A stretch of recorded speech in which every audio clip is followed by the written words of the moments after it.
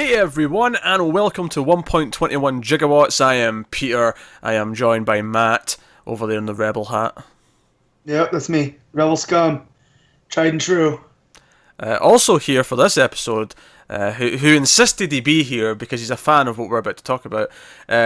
Connor's here. Yeah, like I'd miss this. He's even wearing his Jedi robes. Look at that. No, it's his bath. He wears that all the time. No, that's like his Jedi 6 of robe, them. Pete.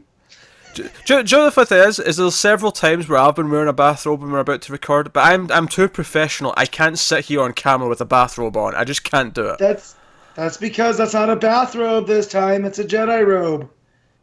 Also, Jeez. it's freezing, so...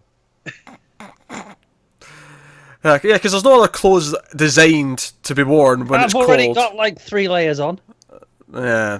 Anyway, we are going to You talk. not have heat in your apartment? Yeah, but it takes forever to turn on. Okay. People are here for a Star Wars review, and we've spent the first 30 seconds talking about his stupid bathrobe. Jedi robe. Anyone who isn't familiar with us is already just went away. They're just like, no, this is stupid, I've left. That's already happened.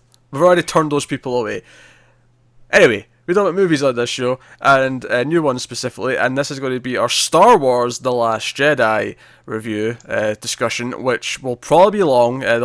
Typically these go for about 90 minutes to 2 hours on these Star Wars movies, mainly due to these two and their excessive mythology discussions. So we'll start spoiler free, as we always do, and we will warn you before spoilers somewhere in the middle, and that's how it's going to go. So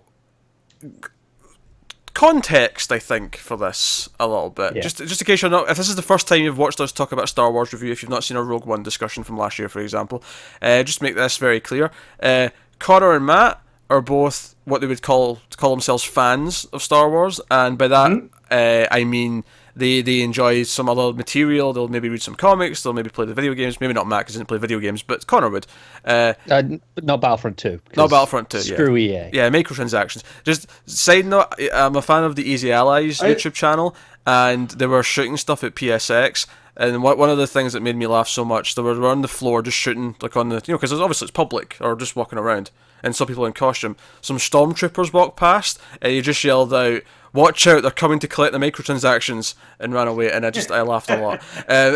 So Just look over Connor's right shoulder. Like, Oh, yes, that shoulder. yeah, I was looking at Doomsday Clock, and I went, "What are you talking about, Matt?" no. Yeah, yeah, I did the same. Long live DC. But yeah, so they're fans. I am not particularly a fan of Star Wars. Now, that's not to say that I dislike Star Wars in general. What are you laughing He's at, man? properly annoyed by it. That's how I describe Pete. Like, he's like, it's fine. He's but he's you annoyed people by make the it worse. concept. Yeah. Look, I enjoy the original trilogy. I think they're very good films. I enjoyed The Force Awakens, which is also very relevant for talking about this. I obviously do not enjoy the prequels. I did not enjoy Rogue One. If you want more on that, look at last year's video on Rogue One. Went in depth, a lot of anger. And as for anything else, I do not care about the extended mythology. I do not care enough to watch TV shows about Star Wars. At least not the ones I've had so far. If to do a new live action one, I'm sure we'll check out for review. But Rebels is dope. But I don't read Star Wars comics. I've not read any Star Wars novels. I do not care. So I think that puts us in just for context, just to see where the different opinions are coming here. I feel like we're a graph here, and that on one end is Connor, and one end is Pete, and I'm somewhere in the middle. So I'm gonna try to bring balance. Are you trying to tell me you're a moderate Star Wars fan? Yeah, because I mean, you I don't don't- read all the stuff. No, I don't have time for the novels. He's got a I rebel do enough hat on the on. comics.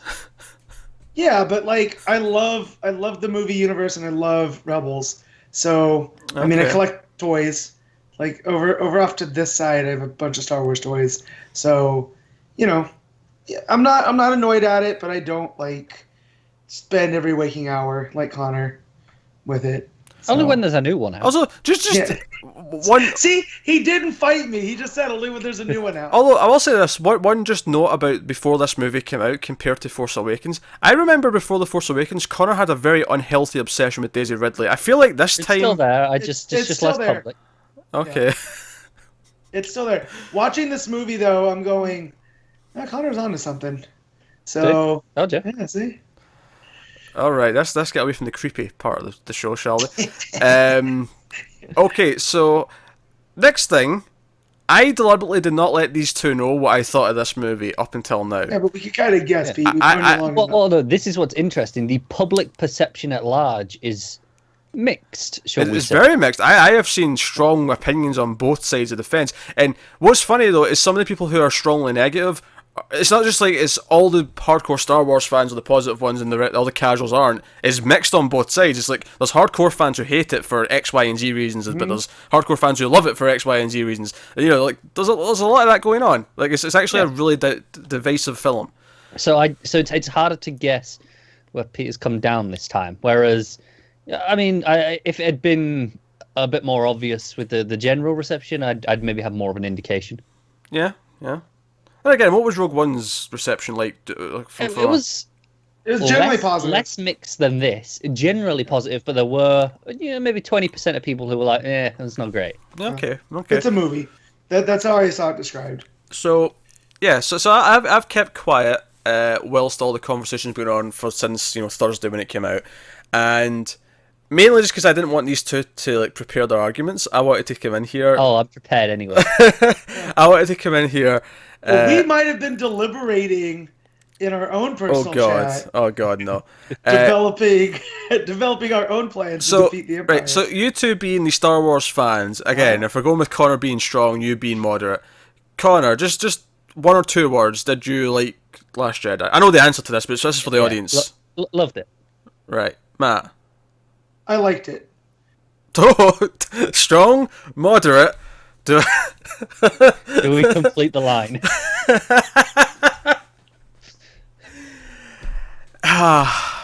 My opinion on Last Jedi is as follows. One or two words, Pete. You get a noise. That's You a get, sound Like, here's the thing. It's better than Rogue One. I will give it that. I'll agree there too. Rogue One is trash. I This disagree on that. No, this is a very frustrating film that I think has some very good ideas, but completely falls flat in executing them. And I have a lot of concerns. I have a lot of criticisms, and I'm going to potentially make Connor cry by the time we're through. I will fight back. Don't you worry. I want to make you cry. That's my goal. You can try, for the next it's not- hour and a it's not gonna half. But You're not going to make me cry as much as the movie did. I second that. see, here's the thing, Man. though. All the things that probably made you cry in this movie fell completely flat for me, and I was rolling my eyes at it. So we will talk. We will talk about that in spoilers more specifically.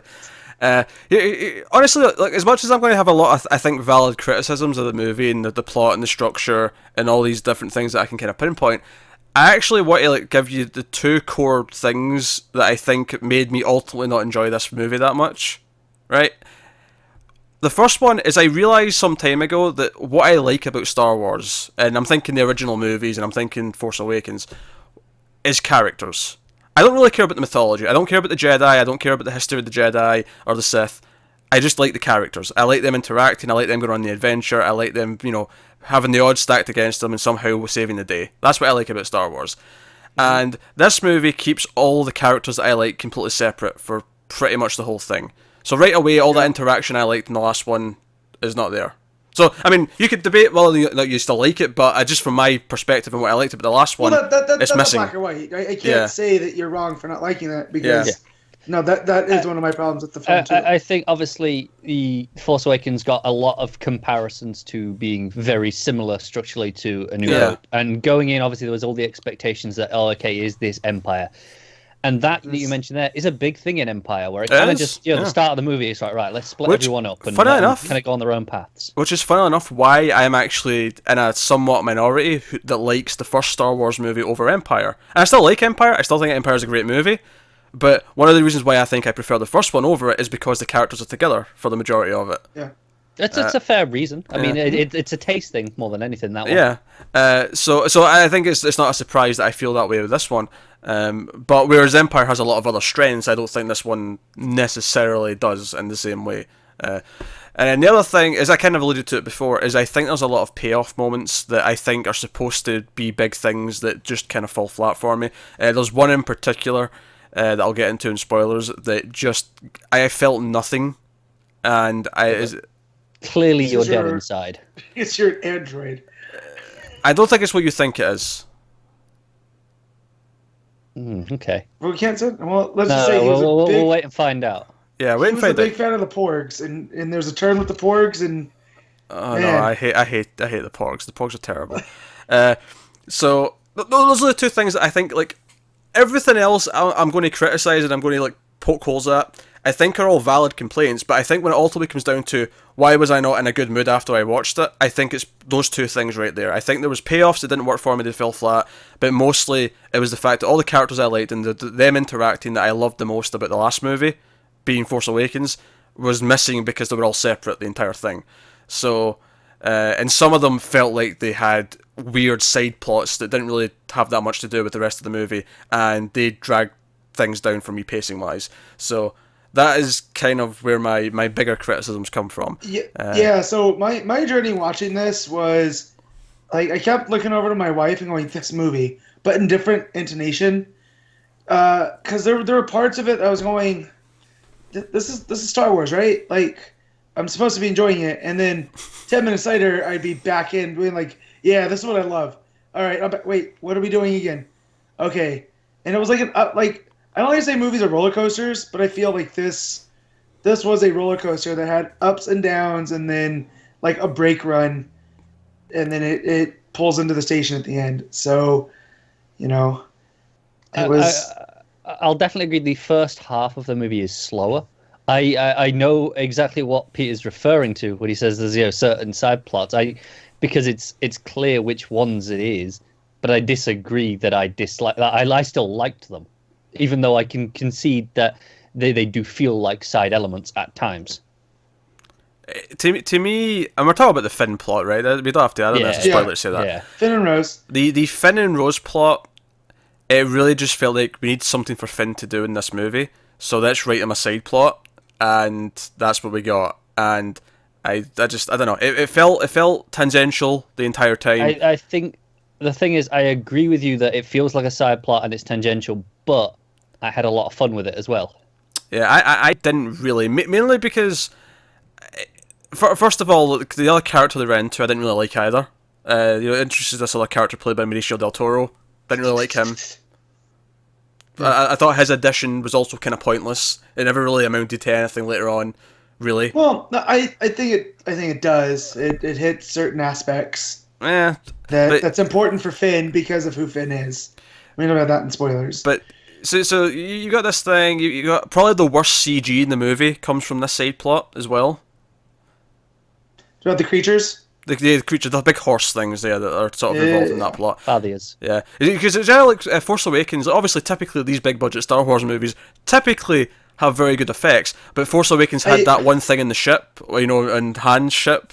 The Rathtar. Yeah, that looked awful. This was the kind most of J.J. Abrams thing. This was kind of the same thing here, where most of the movie's effects look fantastic, but for some reason these stupid horse things just look like crap. I didn't think they were that bad, and compared to the Rathars especially, I didn't think they were that awful. They look a lot better because the scene takes place at night, so the fact that when they're in the field and it's dark, it looks better. But yeah. But I'm more with Pete on this. That whole scene bothered me, and I've seen it twice by now, and it stuck out even more the second time. It was heavy-handed when I knew it was coming. Yeah, and I get that because Star Wars is heavy-handed. Yeah. I mean, with the way that Lucas, originally planned these things out with. I mean, the Empire are space Nazis, like the way they dress, the way that they organize, right? Honestly, but here, Matt, the ideas that it presents, which are relatively new for Star Wars, they're not new in a grand sense, but they're new for Star Wars. I don't think they're a bad thing introducing Star Wars. I think they're a little too contemporary for Star Wars. I don't necessarily think they are. I think you could introduce these ideas into Star Wars. I think the problem is when you just put it into the side plot like this, is like one big dump. If you slowly introduce the idea of what it's getting at, where there's the rich and powerful who benefit from these wars going on, that's actually quite an interesting thing to explore. It's just I would like to add in a little bit of context for me personally here is this is something I mentioned last year, the Rogue One. I read the tie-in novels to all this that only came up, and one of them is set at the location of this side plot. So it kind of adds. Can we just say the name of it, or does that count as a spoiler? What, the planet or the whatever it is? Yeah, no, I think that's fine. I think you can say that. That's fine. Well, because it's Canto Bight, right? And that name popped up, and I was like, I've heard this before. I'm glad you didn't ask me for that name. I'll tell you that right now. Yeah. And then so as I'm walking around the bookstore last night looking for last-minute Christmas presents, there's a novel all about Canto Bight, and I was like, oh, I must have seen this in the bookstore last week when I was there, and I mean the name resonated enough. But it's essentially just Space Monaco, from the look of it. Here's the thing, right? First of all, I mean, I'm sure I said this last year when you brought this up, but there being a book that explains this better does not justify anything. See, this thing, it doesn't necessarily explain it better. It's just, that book is, it's 4 shorter stories set in this world. So it kind of just, you kind of feel like, okay, I know where this place is. So I'm going into this with knowledge that you don't have. Like that's just, that it is it.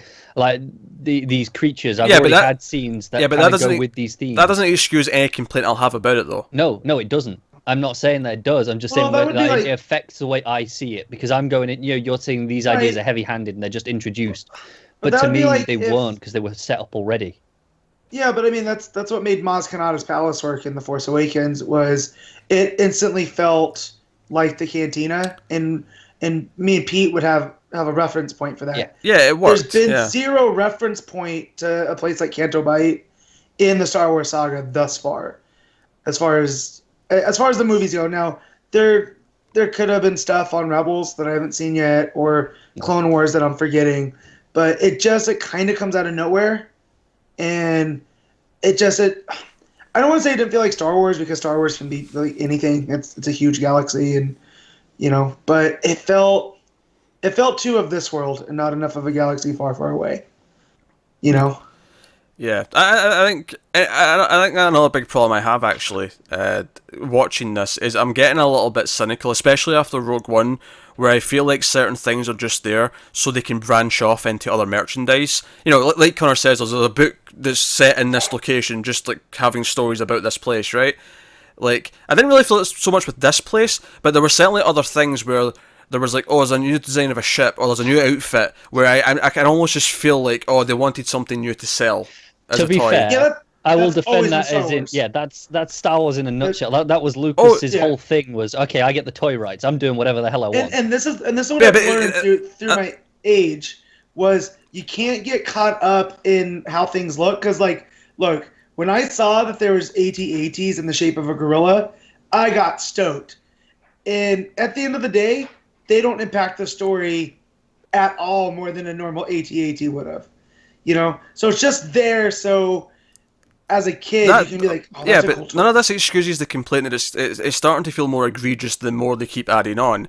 I don't think so. I think it's I don't think this film adds any more than any other individual film. And so maybe if you go overall after all these films, it's added a lot, but individually, I think it's an unfair criticism. Because I was worried about the ports, because all the licensing, like we've talked about this before, that was about Force Friday and the build up, and the porgs are fine. I was worried they were going to be Ewoks and actually have like a place in the story. But no, they're just these creatures on October. All I'll say though is I just find it distracting that there's I won't, we're on spoiler free. I'll just say there's some red outfits at one point, right?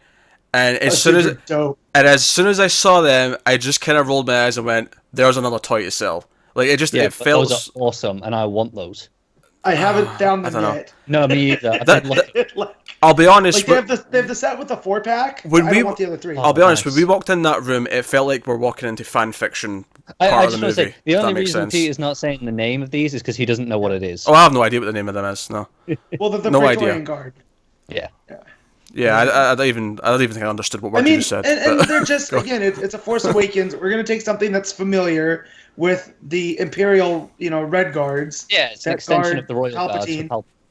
And now we're just gonna give them cool shit weapons and samurai designs, and I'm okay with that. Like that's where I like for these directors to put their stamp on it. Like Rian Johnson was like, it'd be cool, samurai guards. and so he put him there. I have a question for Peter. One of go the on. biggest complaints I've been seeing online is that it feels by committee, which is obviously, I know that's something that me and you specifically spoke about with the Marvel movies. Yeah. Do you feel about that with this movie? Or because to me, this feels like, no, this is Rian Johnson's movie. It's a very interesting question, because I actually, the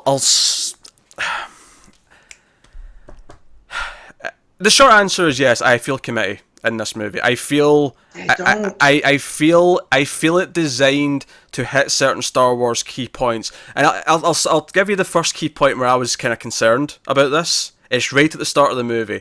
There's a bit of comedy, right, between Poe Dameron and Hux, right? I won't spoil it, but there's a bit of comedy where he's over the comms and he's kind of like poking fun at him. And now, one of the complaints I've seen online, of course, is some people are like, oh, there's too much humour in this movie. There's too much humour. Or the humour's not good. And Star Wars has always had humour. Part of what I like about a lot of the characters from the movies I like is that there's good banter between them. There's good humour. But there's this moment at the start of the movie between Poe and Hux, and like 3 seconds into this joke, when I got what the joke was and it kept going, I went, this is a Marvel joke. I felt that instantly. See, this is where I disagree. Is this any different to when Poe first meets Kylo in Force Awakens? You know, the I speak first, you speak first. It's exactly the same sort of joke. No, honestly, it probably isn't. But you're asking me, do I feel like it's made by committee? Honestly, I do. I feel the Disney boardroom, and it's honestly, this is the thing, I can actually sum up my feelings in this movie really easy for Connor, because Connor feels the exact same way I do about the Marvel movies right now. Walking out of this movie, I felt exactly the same way I did coming out of Civil War, which we agree on. We do agree on Civil War. So that baffles me, honestly. But you understand what I mean by that. I understand the feeling. Yeah, I do. I know exactly what you're. That is exactly how I felt with this movie. I came out of it and I went, I see what they were going for with certain things. There were certain big things it tries, especially late on, and I like some of the themes that it's playing with later in the movie. The whole I mean, we're getting spoilers, but like, I felt like the execution and the build up to it, and there was lots of little elements that just together. It's like, the humor. There are times when the humour goes over a line where it felt like it was like, there's some stuff with like Finn waking up early on where I felt like it was over like a line that maybe I wasn't expecting. I feel that's Rian Johnson though, because I didn't get that at all in J.J. Abrams' version. Yeah, you know. I mean, if it's Rian Johnson, humor is different.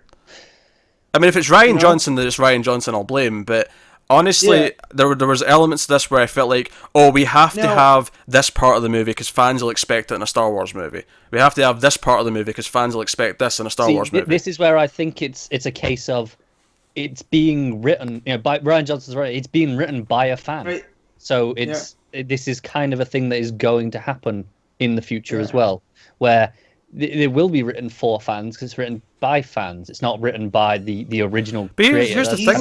Here's the thing, though. I've seen a couple of Rian Johnson movies. This did not feel like a Rian Johnson movie.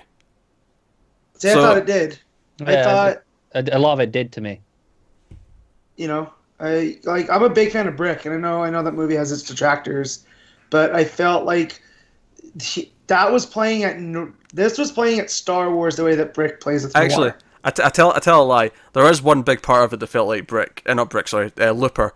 Looper has a really bad pacing problem, and so does this movie. So I'm going to give that credit. That's Rian Johnson. Yeah. And I don't think look, and I said I liked it. It's a little more than like. Like I didn't love it, but that said, I know what its flaws are.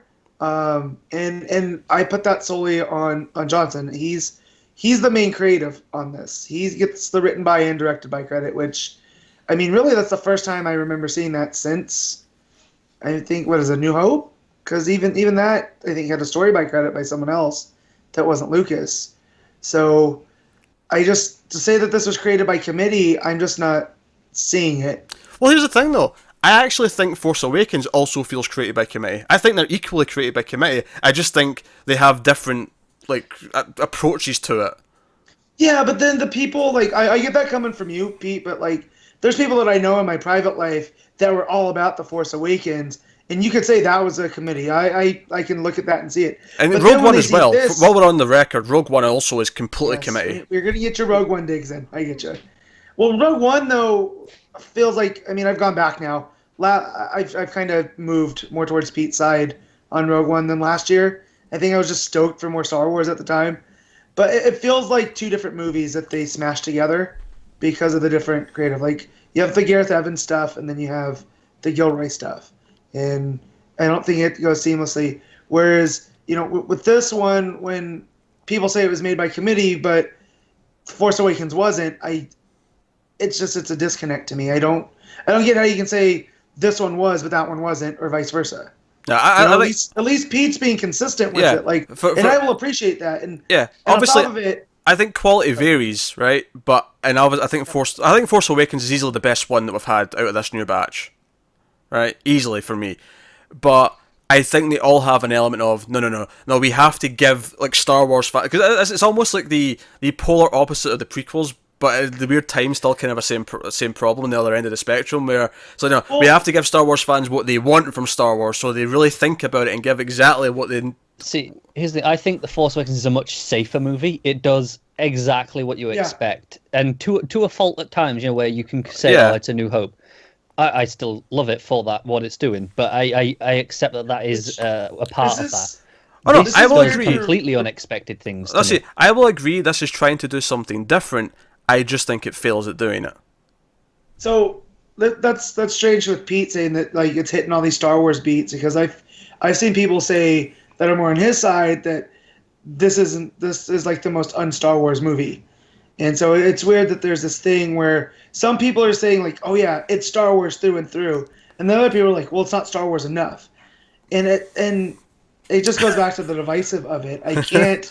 Yeah. How do you get both? And I think if the point of art's to make you feel things on a personal level, right? Like, I'm gonna look at a painting differently than you look at a painting. Then I would guess this is the biggest piece of Star Wars art since the original trilogy. Which is actually, honestly, is really my biggest problem. It goes back to the two big things I said. Characters are separated, and I like the character interactions. That's missing. The other thing I said is big moments don't land. That's my big problem, is that if I felt something, I would be more impressed. But I didn't really feel anything. I do. I feel lots I felt of things too coming much out of this. Yeah. I felt wiped tears away. Like, my wife handed me a napkin numerous times. And honestly, the biggest laugh I gave out in this movie was not an intentional laugh, and we will talk about that scene in spoilers. Okay. Can I just say something that we all have to agree that John Williams is still the undisputed master, right? He's never been my favourite, but he's a fantastic composer. Okay, that dude, I'm pretty sure he went to Hogwarts, and that's how he does all this. The scores, it's the jazz background. The score's flawless. So well. I will give you that. The score's flawless. So without getting into too much depth, because I think we'll talk a bit more in spoilers, I will just say that I didn't necessarily love all of the Rain Luke stuff either. There was some stuff in that I felt really dragged. Okay, how'd you feel about the Poe Dameron story? This has been my make or break with people. This is where I see where I could go, okay, I can see where they're at. Poe Dameron, I have some troubling elements of his plot, but I think from a character arc perspective, he has the best arc in the movie. Okay, we're copacetic there. Okay, alright, good. Because I had a friend that this was like the smartest dude I've known. He has degrees in journalism and mechanical engineering, if that makes sense to anybody, because it doesn't to me. But and that was his biggest problem with the movie. It wasn't the Rey and Luke stuff. It wasn't even the Finn and Rose stuff. It was the Poe Dameron stuff. And again, it's just blowing my mind, all the different like if you had a pie graph of all the different problems of this, like people, I feel like it would be cut up a lot. You know? It's so crazy, the reaction to this. It's all over the place, isn't it? Yeah. Yeah. I mean, just on the structure, I know a lot of people have got. I agree. It has 2/3 acts essentially. It has, It should give it 4 acts, Connor. Yeah, it's a 4-act structure, but basically. It's not just 4, because sometimes 4 acts can be, it can flow as 2 build acts in the middle, whereas this feels like it does have 2 final acts. Yeah. And I know to a lot of people that's a criticism, but this is the other big movie that has always had that for me in recent times is Casino Royale. And I know a lot of people hate it in that as well, but I love what it does. Yeah, there we go. Yeah, that's my favorite of the new Bond movies. you know. Mine too. Easily. It's a great It's a Yeah. great movie. It's a great Bond movie. But I love the way that for when it has to the because I think I'm getting to the end, I'm gearing up, and then it comes out with another surprise. It's like, oh, we've got more for you. But whereas some people feel cheated, where they're like, oh, I thought I was getting to the end, and now I've got to get through more. I will say there was some anticlimactic elements for me. Yeah. In both third acts, actually. I feel. I feel that the 4-act structure is a double-edged sword that way, because if you're not enjoying it, yeah, you're well, like, man. Do you know what but reminds if me you of are though? enjoying it, you're like, yeah. To go back to Civil War, right? This is actually the same complaint that I would make about Civil War in some ways. The final fight in Civil War, without going too spoiler about this, I mean, it's obviously over a year old now, but the final fight in Civil War between just the three characters, just Iron Man, Cap, and Bucky, right? That is actually a pretty great fight, and it's got all the emotional build up in the movie is all in this conclusive fight, because all the emotions there. They're actually trying to, like, not quite kill each other, but they're really going for it, right? And you know, Cap's trying to save his best friend. Iron Man's pissed because of, you know, what he's discovered. Like, all the emotions there. It's actually the best fight in the movie. But I am physically drained because I just sat through a 40-minute fight at the airport, and I'm just not got the energy for it. This is kind of the same thing in Last Jedi. Yeah. When it got to this final bit. There's a Star Wars joke. What? Spider-Man made a Star Wars joke. Even I can't defend that, Matt. I hate you so much. But I've seen that as a defense. That is my point. Like, but I was just so deflated, especially since that big fight in the airport. Now, it's not the same in Star Wars, obviously. Here, there's actually a lot of, like, stuff that's it's happening. doing different things. Yeah. But the big fight in the airport in Civil War, there's hardly any stakes in it, because we know they're not going to actually hurt each other. Like, it's just all kind of... They're still heroes. It's for the sake of just having the big fight with all the heroes in it. This doesn't have that problem, per se, because people are still at stake during the first third act, to say that correctly. But it had the same kind of effect where when it got to the final act, I was already kind of drained, and I was like, okay, right, so things are still happening, okay. You're one of those who's just ready for it to be over. Oh yeah, I was so ready for it to be done at that point. Because when the first part of the third act ended, I was like, okay, that's cool. So if the movie ends now, I'm okay with it. And then we get to the next part, and I get ramped back up. Yeah, I kind of realized I thought it was ending, and I was like, hang on, there's that whole bit that was in the trailer that I haven't seen yet. That's still to come. So I did too. And then I get excited again, because that's the stuff that I love about Star Wars. Like, that's what I'm there for. You know, I used to think I was there for Jedi and sword fights, but it turns out no, I like dog fights and aerial battles more than anything. So, all right, well, before we dive into spoilers, which we'll be getting to soon now, I think, just a couple of spoiler-free things we can comment on. We mentioned the score was pretty good, that's pretty obvious. Just other things like that, you know, cinematography, direction, acting, other spoiler-free kind of elements we can comment on. If anyone has any standout things they particularly want to say. Go ahead. I'm going to get the mean one out of the way, and this is going to feel mean because of the circumstances, but I felt the same way in Force Awakens. Carrie Fisher's the worst part of the movie, acting wise. I disagree. I want to disagree, but I can't, because I love Leia, but I just feel like giving her such a central role as a general, probably not the best look. Okay, she may be the worst part stacked against everyone else. She might. I'd have to think about it. But I think she is better than she was in Force Awakens. I think she kind of got a bit more comfortable getting back into the swing. I just have flashbacks of our Force Awakens where young Alden was on, and he was praising, you know, all over Carrie Fisher, and Pete just stopped and like whip panned. I was like, hold on, we clearly did not watch the same movie. I do not remember this moment at all, but I believe it happened. I don't either, but it sounds plausible enough. I mean, nothing against Carrie Fisher. I like Carrie Fisher great, and it feels mean to say this because obviously she passed away before the movie came out, but yes, the last thing she was in before The Force Awakens, like, her career was kind of... Honestly, the newest thing I remember her being in before The Force Awakens was probably Scream 3, which was the year 2000. Mm-hmm. No, she was in at least a couple of episodes of Smallville. I remember her in that. I don't remember this at all, but sure. Was that the final season that I didn't see? I don't know. It was later on, I'm sure. I'll take She your was word for definitely- it. She was definitely there. I'll take your word for it. But yeah, but I'm just like, you know, her career had passed her by. I mean, she was still like a great voice in Hollywood, you know. So Yeah, straight with the scripts and what she was doing there. Yeah. But this is why I think she is better in this movie than she was in the last. She'd got back into the swing of acting a bit more. So Yeah. she's still not on the level of all the people who were, it was still their entire careers. I But I just think it was better. I feel like because obviously in the original movie she has so much charisma, like she was stealing the scenes like left and right. Yeah. I feel like here, like it's no one's fault. I mean, she's much older, and as we found out later, she was close to death. But yeah, like at times. she's just she's just not that great in this movie. Um, I feel bad for saying it, but it's just I loved Laura Dern as Holdo. Yeah. I mean, it's not a big role, but I like that. That was upon my second watch. I liked that character a lot more. The second time I did through. smile when I saw Diane. I'll say that much. I want to give a lot of credit to Mark Hamill because I know he's publicly gone on the record and said, when he first read through the script, he was like, I fundamentally disagree with pretty much everything Luke does in this movie. But that said, I'm still, that doesn't matter. It's my job to act it, what you've got. The And I funny think thing he is, did though, it. is I can see why. Yeah, I have some counterpoints to that, but I can see why I he'd be understand upset. it too.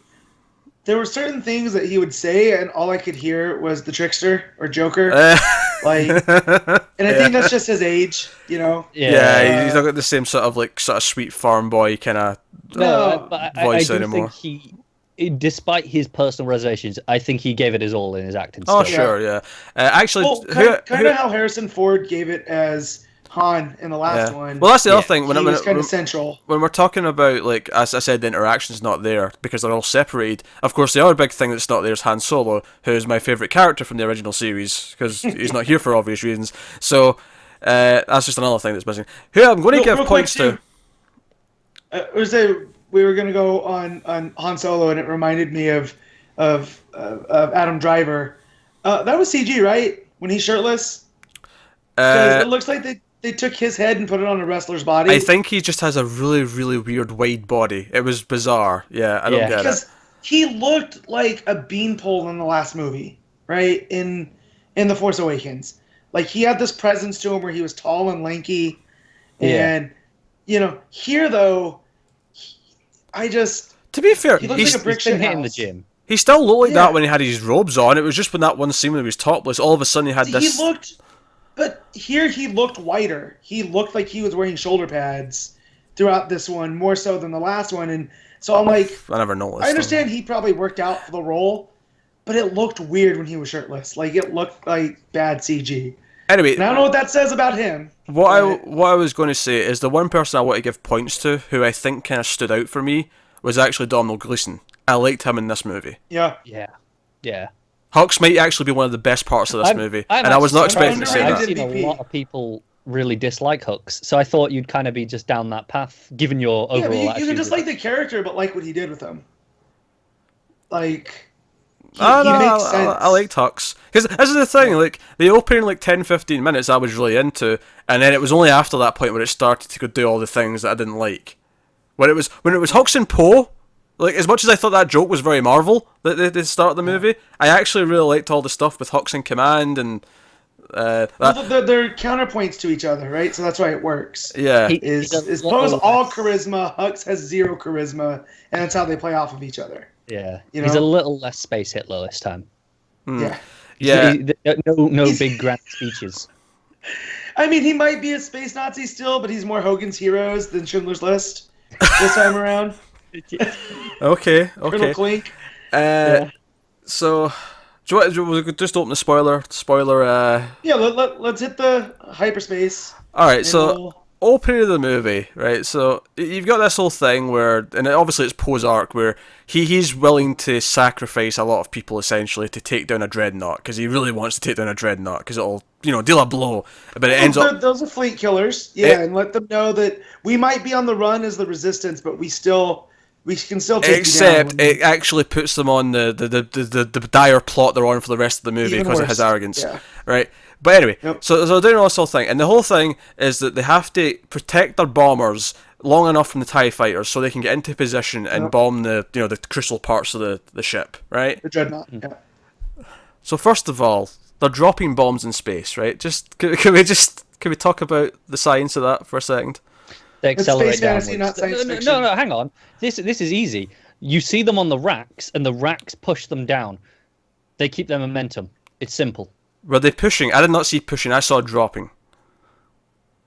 I assume push. I because saw that just makes sense. release. I did not see push.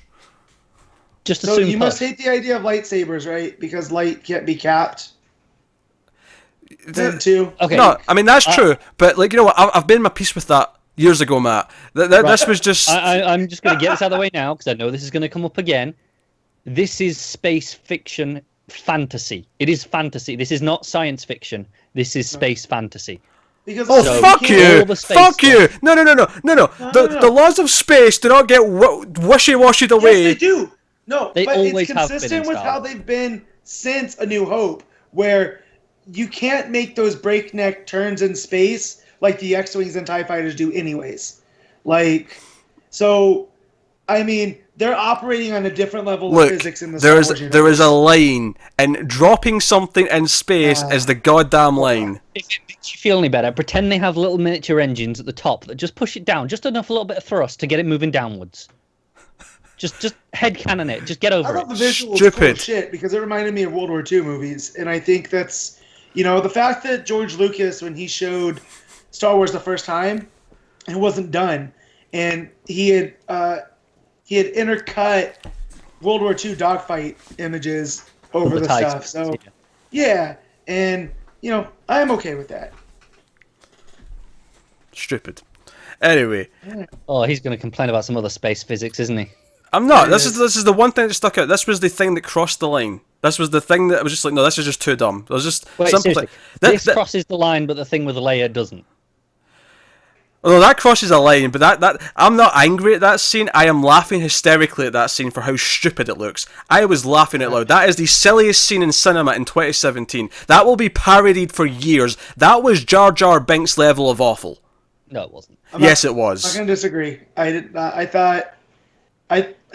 thought because we're in the spoiler section, so I thought knowing what happened to Carrie, this was her, you know, and all of the stuff that we had seen, it was already that scene where from the trailer where it looks like Kylo's gonna bomb his mom, right? Yeah. Just and take her out. So I thought, well, maybe this is what they do to remove her from the board. I thought there was a few times in this where that was the case. Right? Yeah, there was a really And obvious so- time later, which I think would have made a lot of sense had they just switched two Yeah. characters, but Yeah. whatever. Yeah, exactly. And so, but even as much as I love the Force, and this movie has reawakened like my you know love of that concept because it's not midichlorians and all that BS. Can I just say on that? I've seen a lot of people say they've ruined the Force. I'm like, I'm sorry. Did you were Space- fine with midichlorians, but this is too far. Space plankton's still way worse. But this with Leia suddenly becoming Superman and propelling herself through space. Do you know what the thing is? Matt, do you know what the thing is? I think the concept, when you write it down, right, if you just say, oh, someone through space uses the Force to pull them towards something, right, that is okay on its own. But there's some They're in a things, spacesuit. there's some things that we should never see. At least not like this. The execution was absolutely No. laughable. So would have you have rather just had the reaction from Poe and I think Finn was there, and they had just left it like we don't know how she got through that, but through the Force she. I mean, I wouldn't have had her like floating in space for minutes before we did it for a start. I'd have had her like Yeah. be doing it as she's like getting blown out or something, like immediately, like you know, Yeah. a bit more believable in that sense. Whereas Okay. we come to her and she's already like half frozen because she's been floating in space, and then her eyes open and she's like dun dun dun, you know, coming towards the door. And she- It was slow motion. It looks so stupid. It was Oh, Well, she laughable. should have saved Akbar too. 'Cause, Yeah, man, yeah. that R.I.P. Akbar. dude- R.I.P. Screw Akbar. Akbar It as wasn't well. a trap. It wasn't a trap. No, it wasn't a trap. They just stuck around like idiots. Well, it was post-fault mainly, but still. I have to. This opening of the movie is where I was cautious that we're going in that okay, it's going to be Empire, where that was the theory that everyone was expecting, and then it opens and it's okay. This is the Hoth evacuation.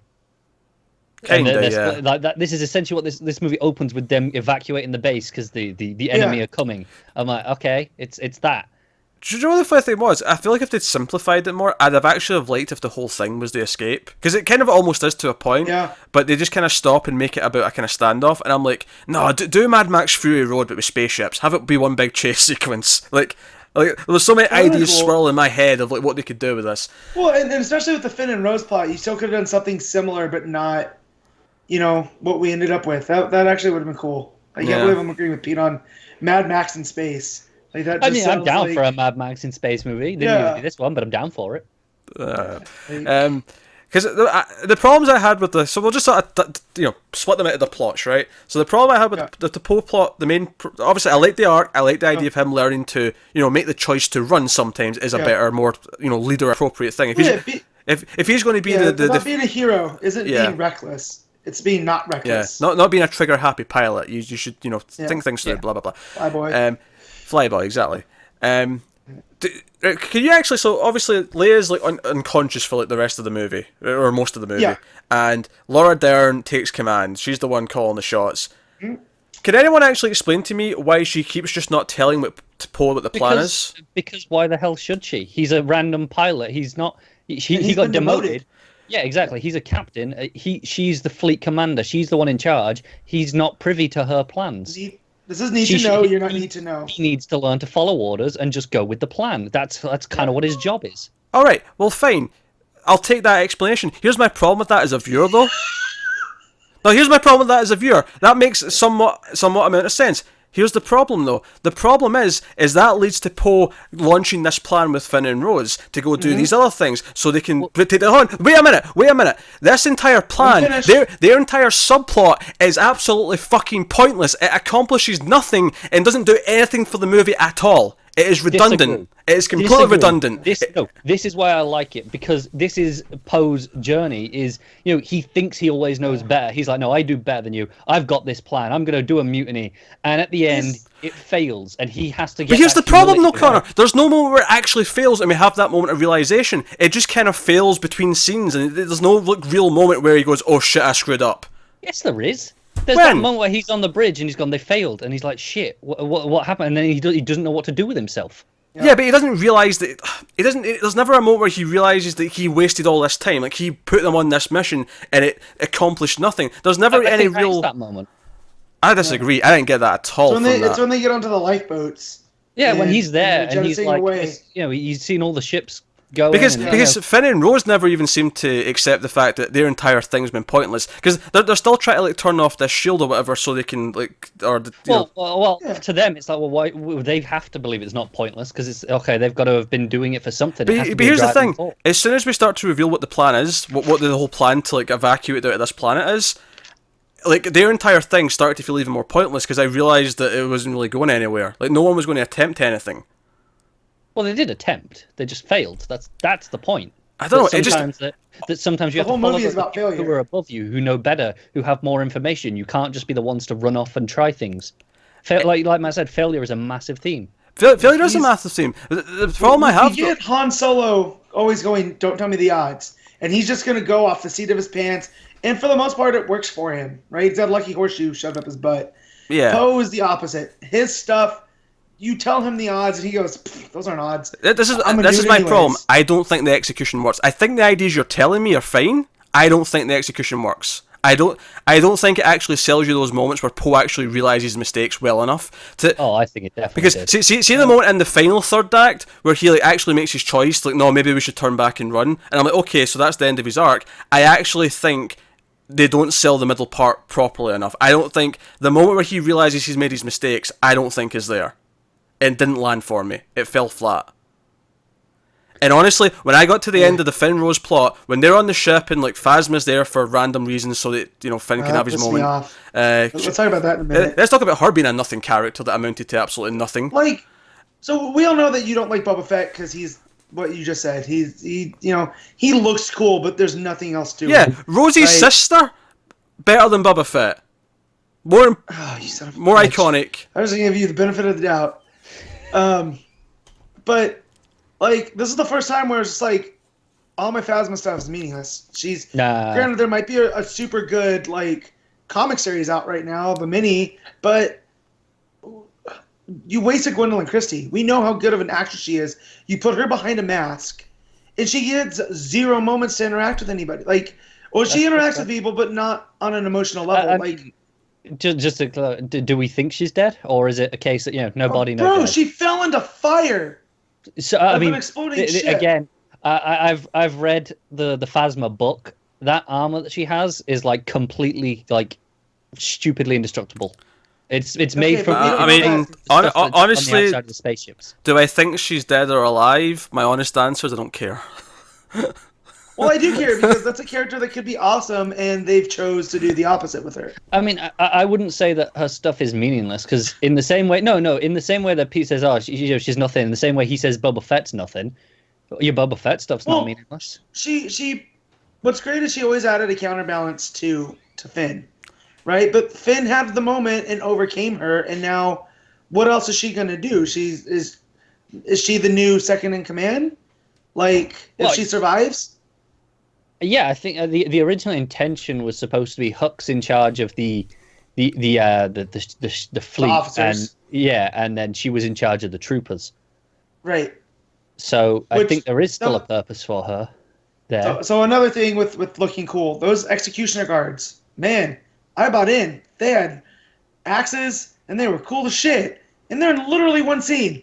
Like, they didn't even have a fight scene with those. I assume that's the stuff Pete's talking about where, it's just there for merchandise. And it is. Yeah. But it's cool as shit anyway. This is why I hate it, though. This is why I hate it. People go, oh, it's so cool. I don't care. They do nothing with it. There's no What's purpose. wrong with it? Like, it's there. Its purpose is, these are for an execution.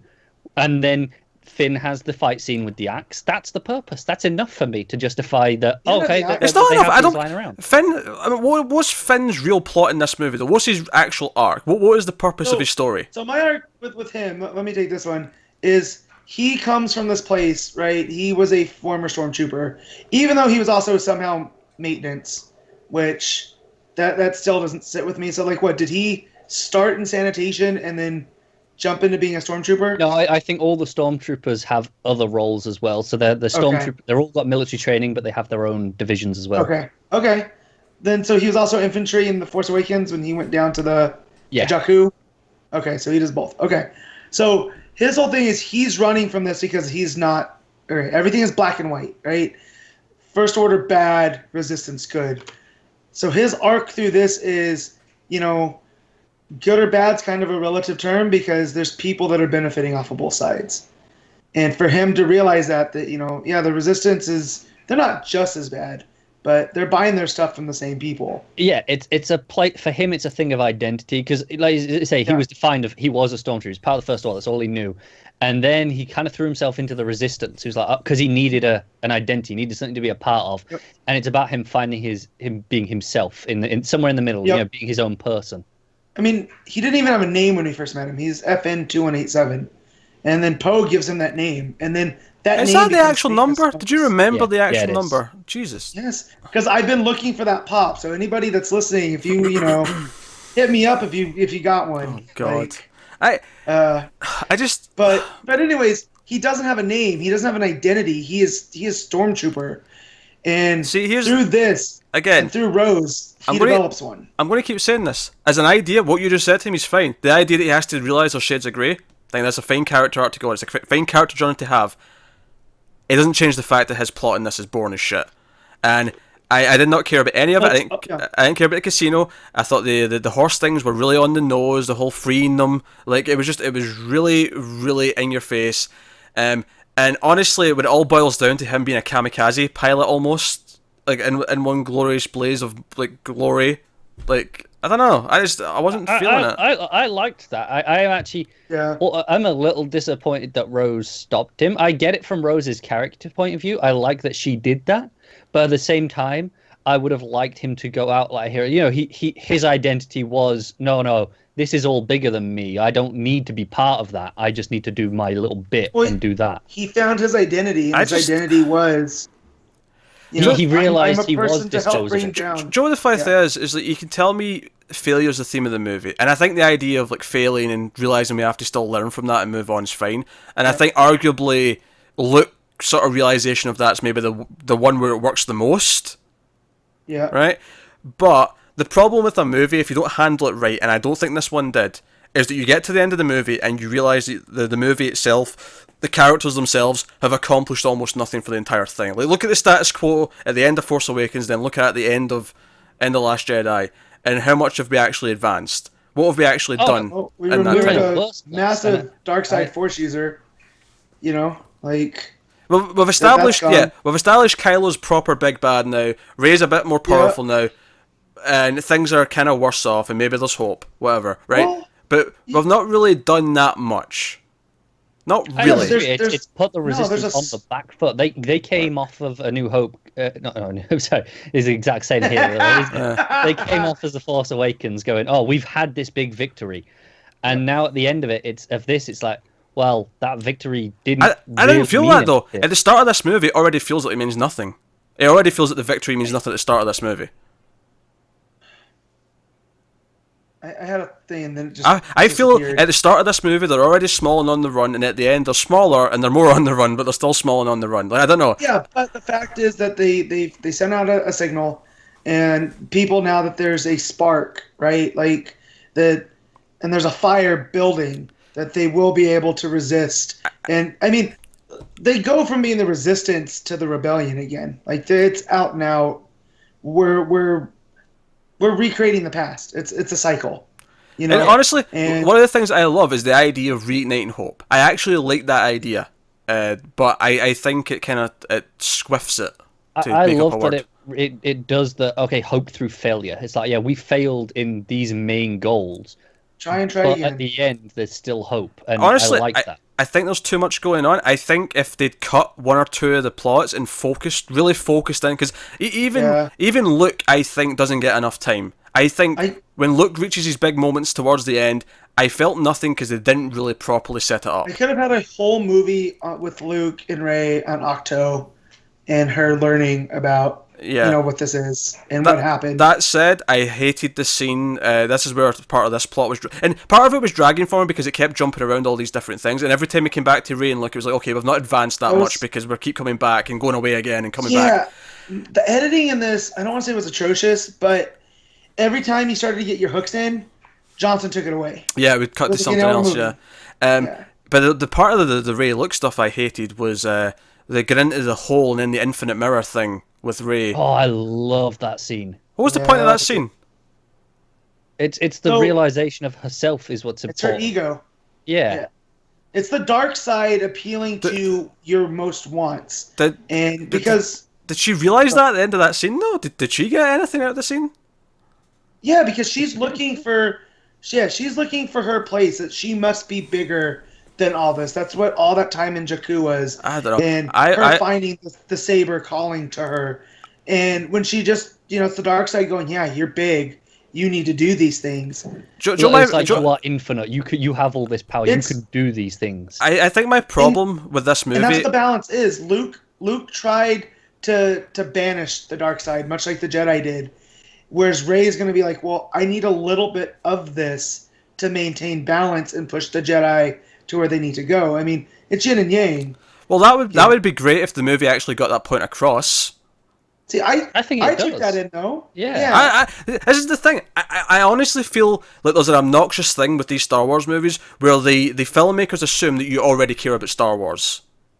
And I'm sorry, no, you have to actually achieve it through the storytelling. And there's so many things in this movie where it did not achieve my emotions or feelings on anything. There's so much of it. I don't think you have to care about Star Wars. That's philosophy. That goes back to what Obi-Wan taught Luke. Yeah, but they still have to get those points across in the movie, though. But I think they do. That's the whole. I disagree. Point of Luke and Rey's stuff is Luke saying, "No, this is about balance. No, but it's all surface level. I don't think it gets enough time. I really don't. No, because he tells her, "Don't go into that hole. You go too fast. When you look into the void looks back."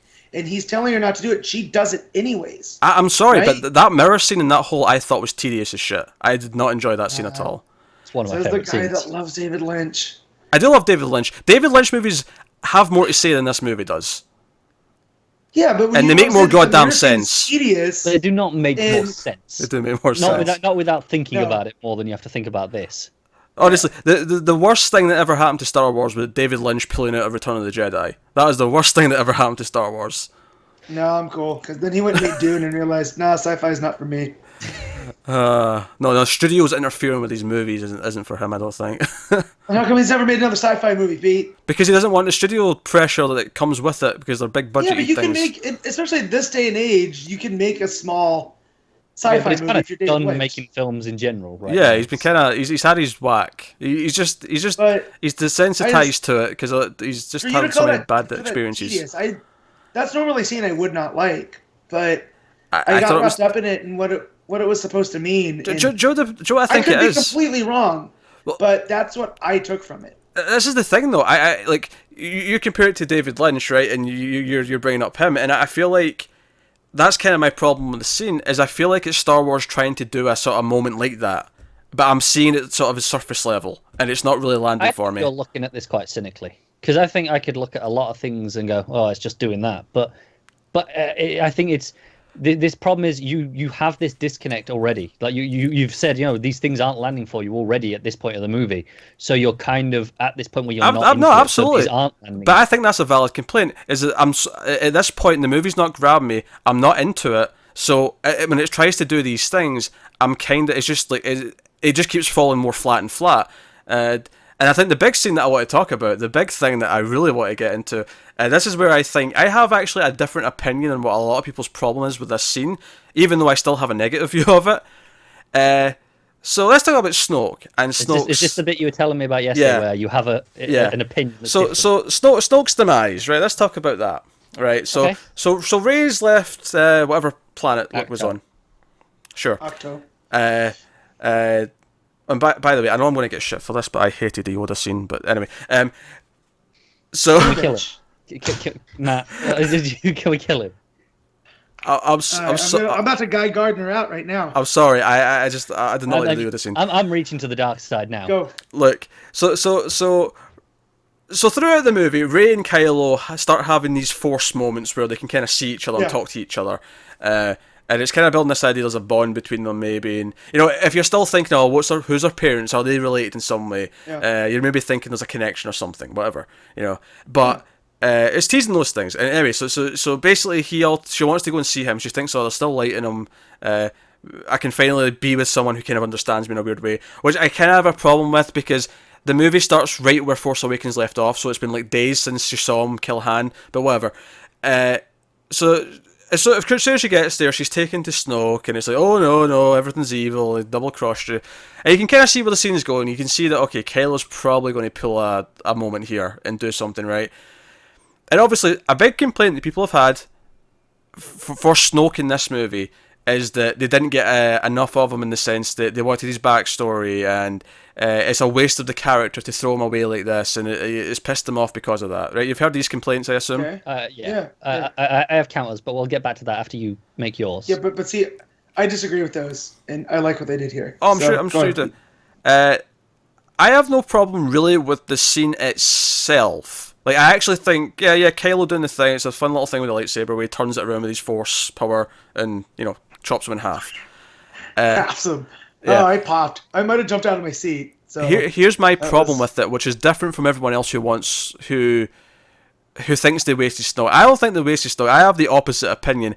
I think it fails because they didn't build, because the big thing is people keep saying is, oh, they built up this big mystery with Snoke in the last movie, and now it feels like it was just shot away. No, they didn't. They didn't. No. Here's my problem, though. My problem isn't that they build up the mystery and they've shot it away. My problem is they gave me absolutely nothing on this guy, so I don't care they killed him. I just don't care. But see, this is it. You're not supposed to care about Snoke himself. You're supposed to care that this is we've had these moments. Every moment we've had with Snoke has pretty much been interacting with Kylo. We know what he means to him. Matt, your mic's going. To him, it's this is the guy who came and rescued me and brought me to what I'm supposed to be, this heir apparent to Vader. Here's the problem though. Is I don't even think they really sell me on that well. We get him making a few comments to Kylo and that's it. Like, honestly, this falls so flat for me because I don't care about Snoke. I don't care why he's Emperor or how he got there. Supreme Leader. Whatever. Who gives a shit? I do, clearly. Like, I don't care. It completely falls flat because you're killing a borderline extra. He had one scene in Force Awakens. He's had maybe 3 scenes in this one. But he has his presence. He's the big bad. I don't agree. He does. I think he looks bad. I think the CG face looks bad. I don't like how he looks. And okay, but that's not the presence though. He has that. You're introduced to him. He's on this throne, and he's surrounded by the guards. And he feels goofy. I'm sorry, he feels goofy. I did not get the weight from this whatsoever. And honestly, this scene where Rey and Kylo team up and take out all the samurai dudes is fantastic. Second favorite part of the movie. It's okay in a pure action point of view. There's some fun stuff in there. But I have to admit, I kind of felt like, okay, I can almost feel like the fanboys like jacking off in the theater now.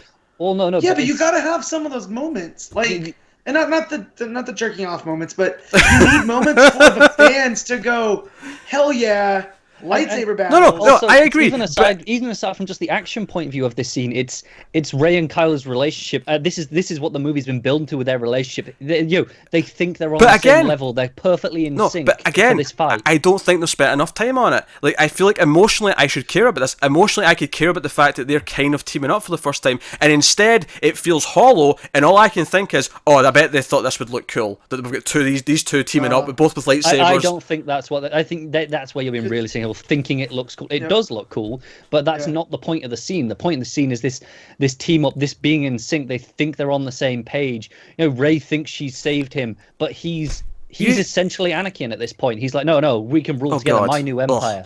But you say that, but here's the thing. I don't feel any of it. I did not feel any of it at this point in the scene. So, look at it from that point of view. If it felt hollow to you, all I can see is what they thought would look cool. It feels like fan service at this point to me. That scene. I just can't. Here's the biggest thing right. So as much as I'm saying Rey, like, I'm a little bit kind of murky in the fact that she's willing to try and like bring Kylo back to the light just like a few days after watching him kill Han. At least that makes sense from a traditional point of view with the Jedi, because look, he brought his father back to the light after everything that happened with him, and he basically like committed genocide or helped commit genocide. So so that's it genocide. He wiped out whole planets. Sorry? Is it genocide when it's a religion? Bro, the Holocaust. Yeah. Yeah. I'm just saying. Does that? Because wait, hold on. Was them blowing up the planet in A New Hope religious reasons? No. I thought you were on about the wiping of the Jedi. Oh no! I was him blowing up that wasn't him. That was Tarkin. He helped build the Death Star. He was complicit in all of that. Complicit. It wasn't really him, was it? And it's blowing up a planet with life on it is definitely genocide. I'm calling it. Okay, yeah, that is right. I associate that with Tarkin, not him. Oh yeah, he's innocent. Yeah, if this was real life and you were like, if you were putting Tarkin on trial, you'd be like, oh no, I don't want to convict this other guy. He's not guilty of anything. I'm not saying that. I'm just saying he's not that. He's not the one responsible in that. Right, but the point I'm making is that Luke brought him over to the light. Even in the darkest times, he's been electrocuted by the Emperor. He's pleading with his father essentially to come back over to the light. So, the idea that he did that with his father, who'd basically committed genocide, and yet his nephew, who he just had a vision of going dark, thought, oh, I'll just stab him while he's sleeping with a lightsaber and not even talk to him about it first. This is the one thing I've argued on Twitter. I've intentionally stayed off Twitter. This is the one thing I've argued because I get it. In A New Hope, he is 17 years old. He's this young boy who's full of youth and optimism. By Return of the Jedi, he's 21. He's still young. This 30 plus years later, he's kind of got jaded with age. This is something that we see in real life. You know, as people get older, they kind of get a bit more cynical. They kind of lose some of that youthful optimism. This is what happened there. He considers it for a moment, and that's all it is. It's a moment where he considers it, and then he goes, "No, that's not that. That's not right." But it's that idea that, okay, over time these things are built up, and he just has that moment where it's in his head now. Whereas before he wouldn't have considered it. But then it's just a moment. He's not Exactly. Okay. I never take that he's actually going to do it. It's the fact that he was giving into the dark side, going, I'm not going to let the dark side Okay, win. Matt, let me put this into sort of, again, Double negative. real life terms here, right? Yeah. Right? Because he's actually standing over him while he's sleeping with a lightsaber, lit, right? Right? Imagine this is just regular life. No, it's not lit, is it? That's the point. He has it out. No. No, he does And light it up, though. No, but only after Kylo wakes Only up. after Kylo No, wakes no, up. no, no, no, no. He lit it up first. In the way that Kylo tells it, in the Yeah. way that Luke tells it, it's not. Yeah, in the way that Luke tells it, he's standing there with it out. Ben Yeah. wakes up and reaches Well, for his, and Luke defends Both of himself. you assholes have seen this Jimmy- twice already, Jimmy so I can't tried to even tell argue him, if I'm though, he stand misremembering over him like this. a creep. Well, Matt saw it twice, whatever. Yeah. I saw it twice. Okay, whatever. Right, but again, real life terms. If you think someone's really bad, right, just imagine this was a present day setting, and it was just someone standing over someone else with a knife while they're sleeping. Even though they decide not to do it, are you not a little bit worried about that person's mentality? Oh yeah, absolutely. I'm saying he's I'm not not right saying- in the head. Like, I'm saying Yeah. he has gone through things over his life now. He's lost what he was as a child, which is that's almost what he was in he's- the original films. He's so worried about the future of the Jedi that he loses himself in this one moment. It's to go to to the Yoda scene that you said. He's always looking ahead. He forgets to be in the here and now. He forgets to see what's in front of him, and he just gets concerned with what could be, and I that's think- where he loses it. Yep. I think You got to be in the moment, not of the moment. I think I keep coming back to this thing again, where they don't give each thing enough time, and I don't feel this is properly really done in the movie. I feel like it's like everything's the cliff notes of an arc, so that nothing feels like it's really landing for me when it actually gets to the big beats. I think that's just something that we're gonna disagree on, because to me these are landing, and I am feeling these arcs. No, I didn't, and I think when it comes to talking, I think a lot of this movie is anticlimactic. Oh, technical issues. So, okay, where were we? We were arguing about something. Yoda, in the moment, Was not it of the Yoda? moment. Oh, I'm sure I was saying something else. I was. Yeah, no, I we were was talking about reporting you. something. I said fundamentally that we're just going to disagree, because I feel these Okay, arcs yeah. are there, and I'm getting them, and they're landing for Oh, me, yeah, whereas I'll- you're just not, for Yeah, whatever reason. I was going to. Well, no, it's not for whatever reason. It's for shallow storytelling. That's the reason. Yeah, but that's what I disagree on, so... Oh, sure, but that's the reason. But no, so to go to the end of Luke's story, right, I want to talk a lot about anticlimactic, right? That is a big word I'm going to be using here for a lot of this. His entrance, I was waiting, I was kind of excited. I was like, oh, he's going to have a big cool entrance. Everyone's going to be like, fucked, and he's going to come in and it's going to be great. And his entrance is literally just him walking through a doorway. And I thought, oh, okay, that was a bit of a waste of a moment, but fine, whatever we're going to do, right? And like he has his moment with Leia. He gives her hands dice from the Falcon and whatever. Questions about that in a minute, actually, when we establish what he's actually doing here. But he goes out. They're hiding in this big base, this old rebel base, and the First Order are advancing. They got their AT-ATs and they got various other contraptions all coming towards them. And Luke just stands there. Kylo sees them. He's like, "Oh, fire everything at that person." And I'm like, "Okay, that's amusing." That's why I really love Gleason. He's like, He's just like- do you think you've got him? Yeah. Yeah. And then of course the smoke all clears and he's just standing there fine. And by the way, I did not like the shoulder. That got Rob. the biggest laugh in my cinema out of everything. My cinema didn't laugh once. My cinema was dead silent the whole time. Really? Yeah. Okay.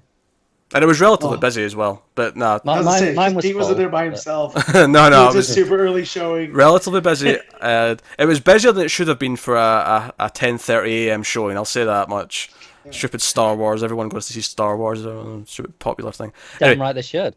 That's when I saw it the second time. So did the whole thing, and then Kylo comes down. He actually is like, "Oh, no, I'm going to do this myself." And he goes out with his lightsaber, and obviously, my first question of like something's up here because I'm like, how does he have a blue lightsaber? Oh, that was your first question, really? Even before What happened to his beard?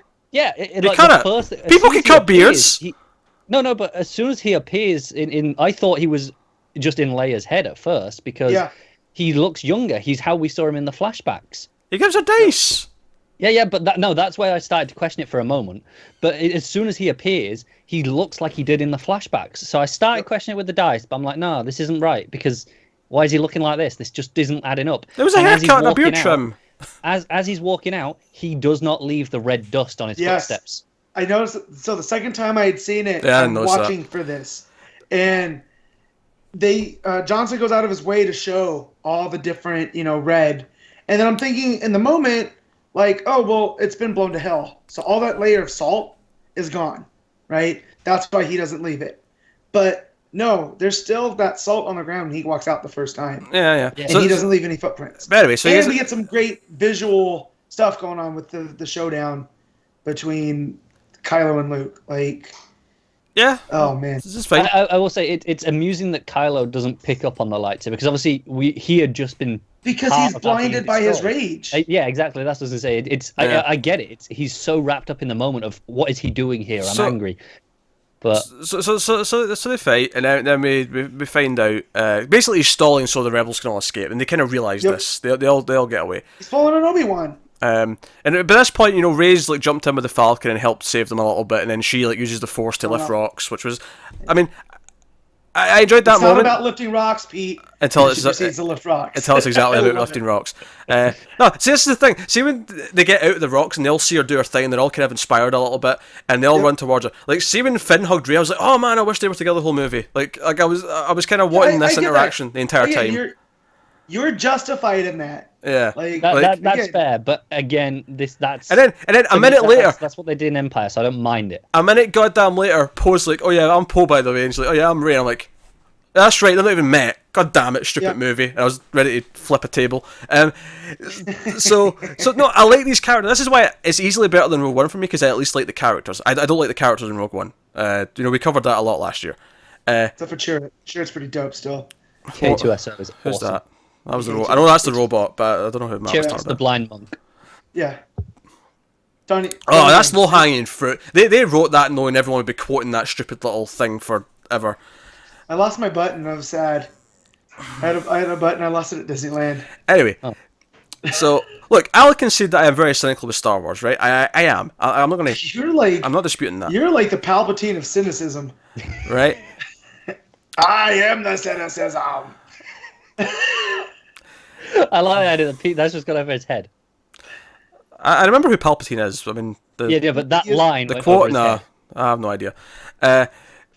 Anyway, so no, I was like, okay, they're together, great. Okay, there's like a minute of the movie left. That sucks. Anyway, so Luke has his whole thing, and then Kylo finally realizes he's not really there, and we see that Luke's still on the island, and he's just using the Force to project his like physical image, because he actually took the dice. So what did this Force ghost that he's projecting actually fly all the way there with the dice? No. It was set up already, because in one of the scenes where Kylo and Rey have their moments, he hits all the water when they touch for a start, so there's physical contact, and then he takes his hand back, and he's got water all over his face and his head. Yeah, he wipes that off him. So they did set this up. But the dice had to. Snoke did. No, but the dice had to move there, though. But they disappear again. Right? Do they? When his connection's gone, yeah. So Kylo comes in to the base, and it's very Vader in Hoth. Like, where is everybody? He picks up those dice, and then while they're in his hand, they disapparate. I completely don't remember that, but that's fair enough. I'll take your word for it. They do vanish. I think at that point I was looking at the time, seeing if the movie was over soon. I was trying to hide my face in my hoodie because I had some ugly man tears going. I was just trying to see through the tears. So let's talk about. Because this was the thing, right? So Luke's before they revealed what he was, that he wasn't really there, and I thought he was there, right? Before the fight started with Kylo, and before the lightsaber, I thought this feels very sacrificial, and I started to get really annoyed because I'm like, really, they're just going to kill Luke at the end of the second. They killed Han was in the first one, they kill him at the end. Luke's in the second one, they kill him at the end. Like it felt too formulaic to me, and I wasn't really happy with it. And then it turned out be the third one, they'll kill her at the beginning. And then it turned out he wasn't really there, and I'm like, oh good, he's still actually alive in the island. And then like 3 seconds later is, oh no, it's time to just disappear like Obi-Wan did, and A New Hope. I like it. I mean, there's two ways of reading it. There's one, did this just take up so much energy to project himself for that long that it killed him? Or the other option, which is the one I prefer, is he's finally at peace. He's like, no, I know what my role was. I understand why I was here now. It's the same thing Obi-Wan had on the Death Star, where he's like, no, I've fulfilled my purpose. I am ready to let go. And Luke has that moment here. And when you disappear like that, you become a Force ghost. So, that said, he's, Yeah, we'll probably see him next movie as a Force ghost. Yeah. That's probably true. I know for me, I was just kind of like underwhelmed with all of the Luke stuff in the last act. Oh my God. The fact that he's sitting on that altar over the ocean, watching a twin sunset, where and have that music playing, which is you have that music playing. Oh my God, that moment in A New Hope is my all-time top cinema moment. That him looking out the sun. So that just hit because me hard. that's his. I want something more. I want to get off of this damn planet and go be what I need to be. And then he's achieved it, and he can finally go. It's also, I'm ready for the next part of that journey. He's ready to go and be one with the Force and do that. Yep. And Peter's just looking at us going, chat. And when his robes fly away and there's nothing left. Like, here's a guy that, solved it without raising an actual lightsaber. There's almost he saved the day. There's nothing through the Force. Matt, shut up. There's almost nothing more frustrating to watch than a movie trying to do something and failing at it. And for me, that's what a lot of this was. I don't think this failed at all. This landed so hard. This is the moment of the movie. I think most of this movie failed for me. I was like, it wasn't like Rogue One to watch because I at least liked the characters. There was some cool action moments, but honestly, all of the weight that it was trying to have, all the things it was trying to poke at, it was kind of just falling flat for me, and it wasn't working, which is actually really frustrating to watch. I mean, Force Awakens, sure, yeah, plot-wise, it kind of just copies the first Star Wars movie. Sure, it does, like, absolutely does. But at least it kind of works. It gets it right for me. Whereas this one, honestly, I think it was a shoot and a miss. The whole thing was a shoot and a miss. No, I agree that it's flawed and it has problems. I'm not gonna lie and say that it doesn't. But not just even on a Star. My wife liked it, and she doesn't hate Star Wars. She tolerates Star Wars. So the fact that she left, she's like, wow, that was better than I thought it was gonna be. Like, so I elated with her, and she's again not the target demo. So again, the reactions to these are all over the place. Actually, just to pick up one thing that everyone else is complaining about, which I'm not going to complain about. I'm actually completely okay and happy with Rey's parents being just randomers who don't matter. I love how meta it is. No, I do, because again, it's this whole idea that the audience projected onto it that she has to be really important, she has to be someone, and the idea that I disagree with that part of it. No. It's the idea that she's just someone who can do better. She's just sort of who she becomes. No, I disagree with the part that the audience is just projecting. I've seen a lot of people say that. I don't agree with that. J.J. Abrams made a mystery out of it. He made it feel important. Yeah. He did. I think saying it's the audience who put it on themselves is bullshit. I think it's... Alright, okay, let me reword it. I don't think it's a mystery that, who are her parents at all is a mystery, but I think the idea that they're supposed to be all-important is a mystery. That kind of was part of that. People were guessing Luke, people were guessing Obi-Wan, people were guessing all sorts.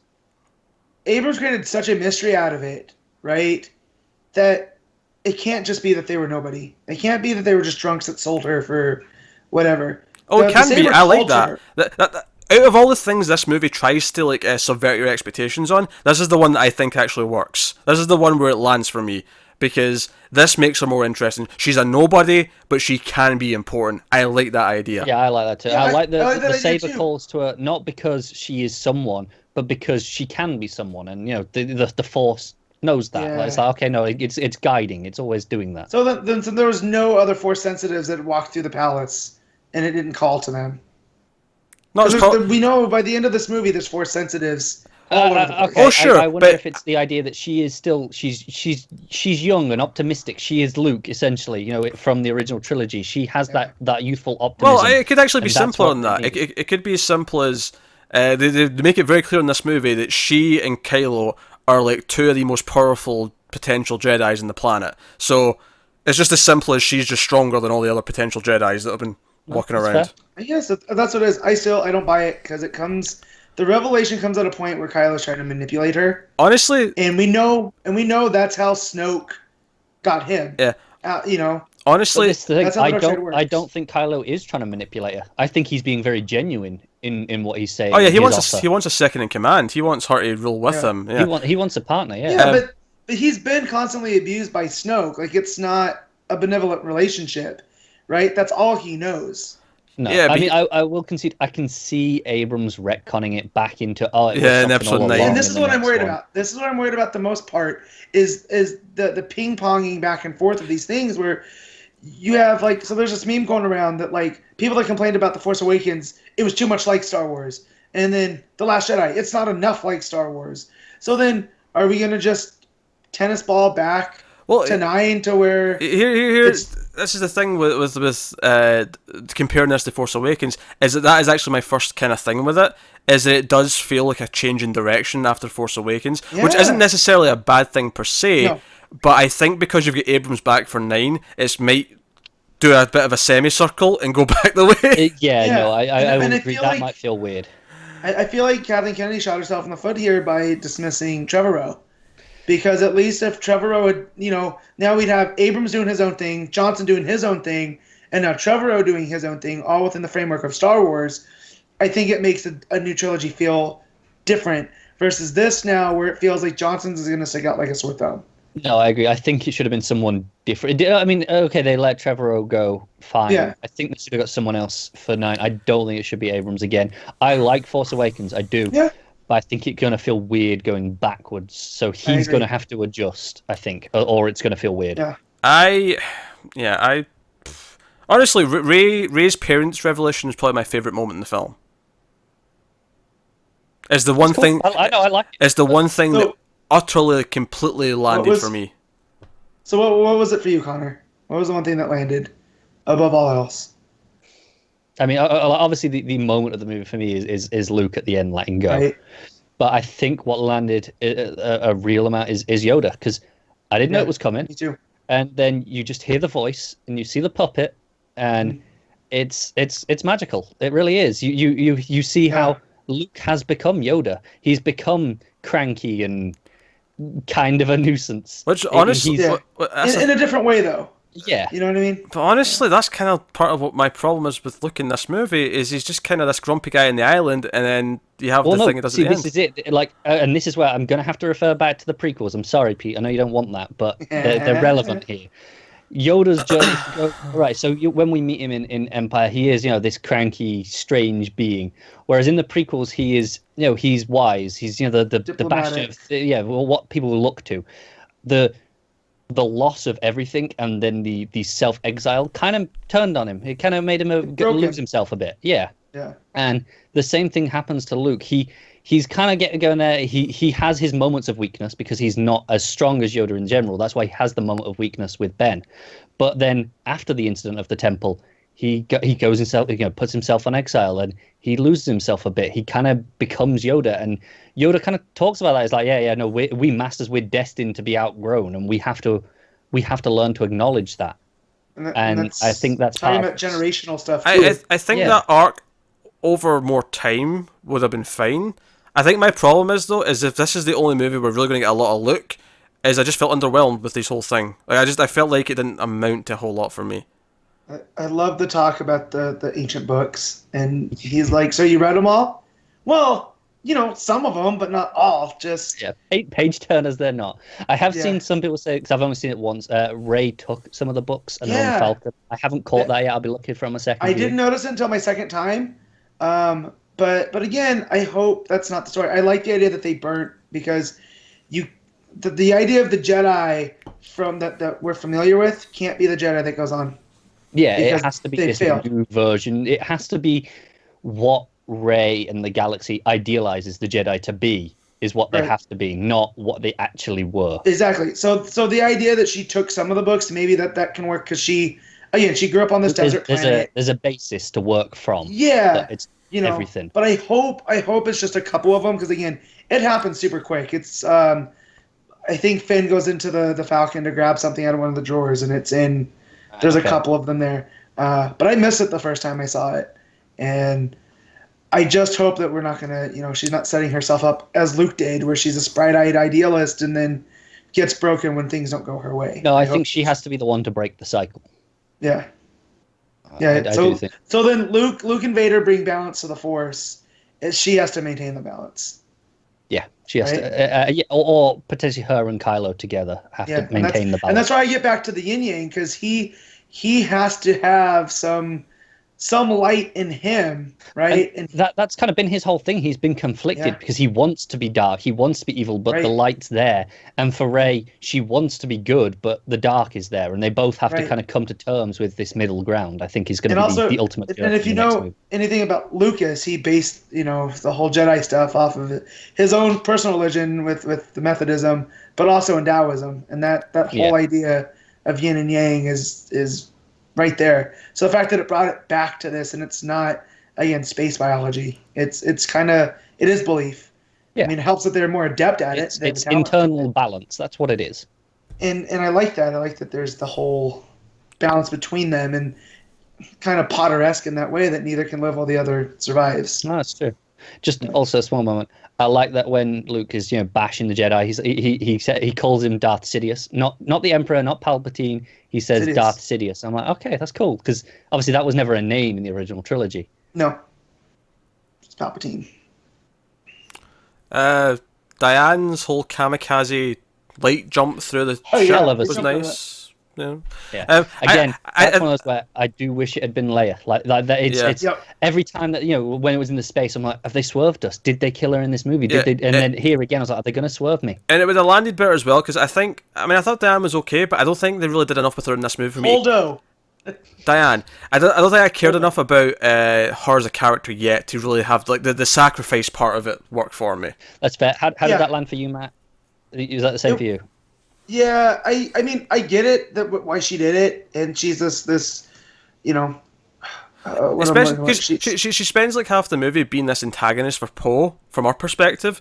So I never really got a chance to really like her. I guess you could interpret it that she was being reckless, right? She didn't have to be on the ship to do that, but she does it anyways, which is kind of the lesson for Poe. Like, yeah, sometimes to be a hero, you have to be reckless, but it's not, being reckless doesn't make you a hero.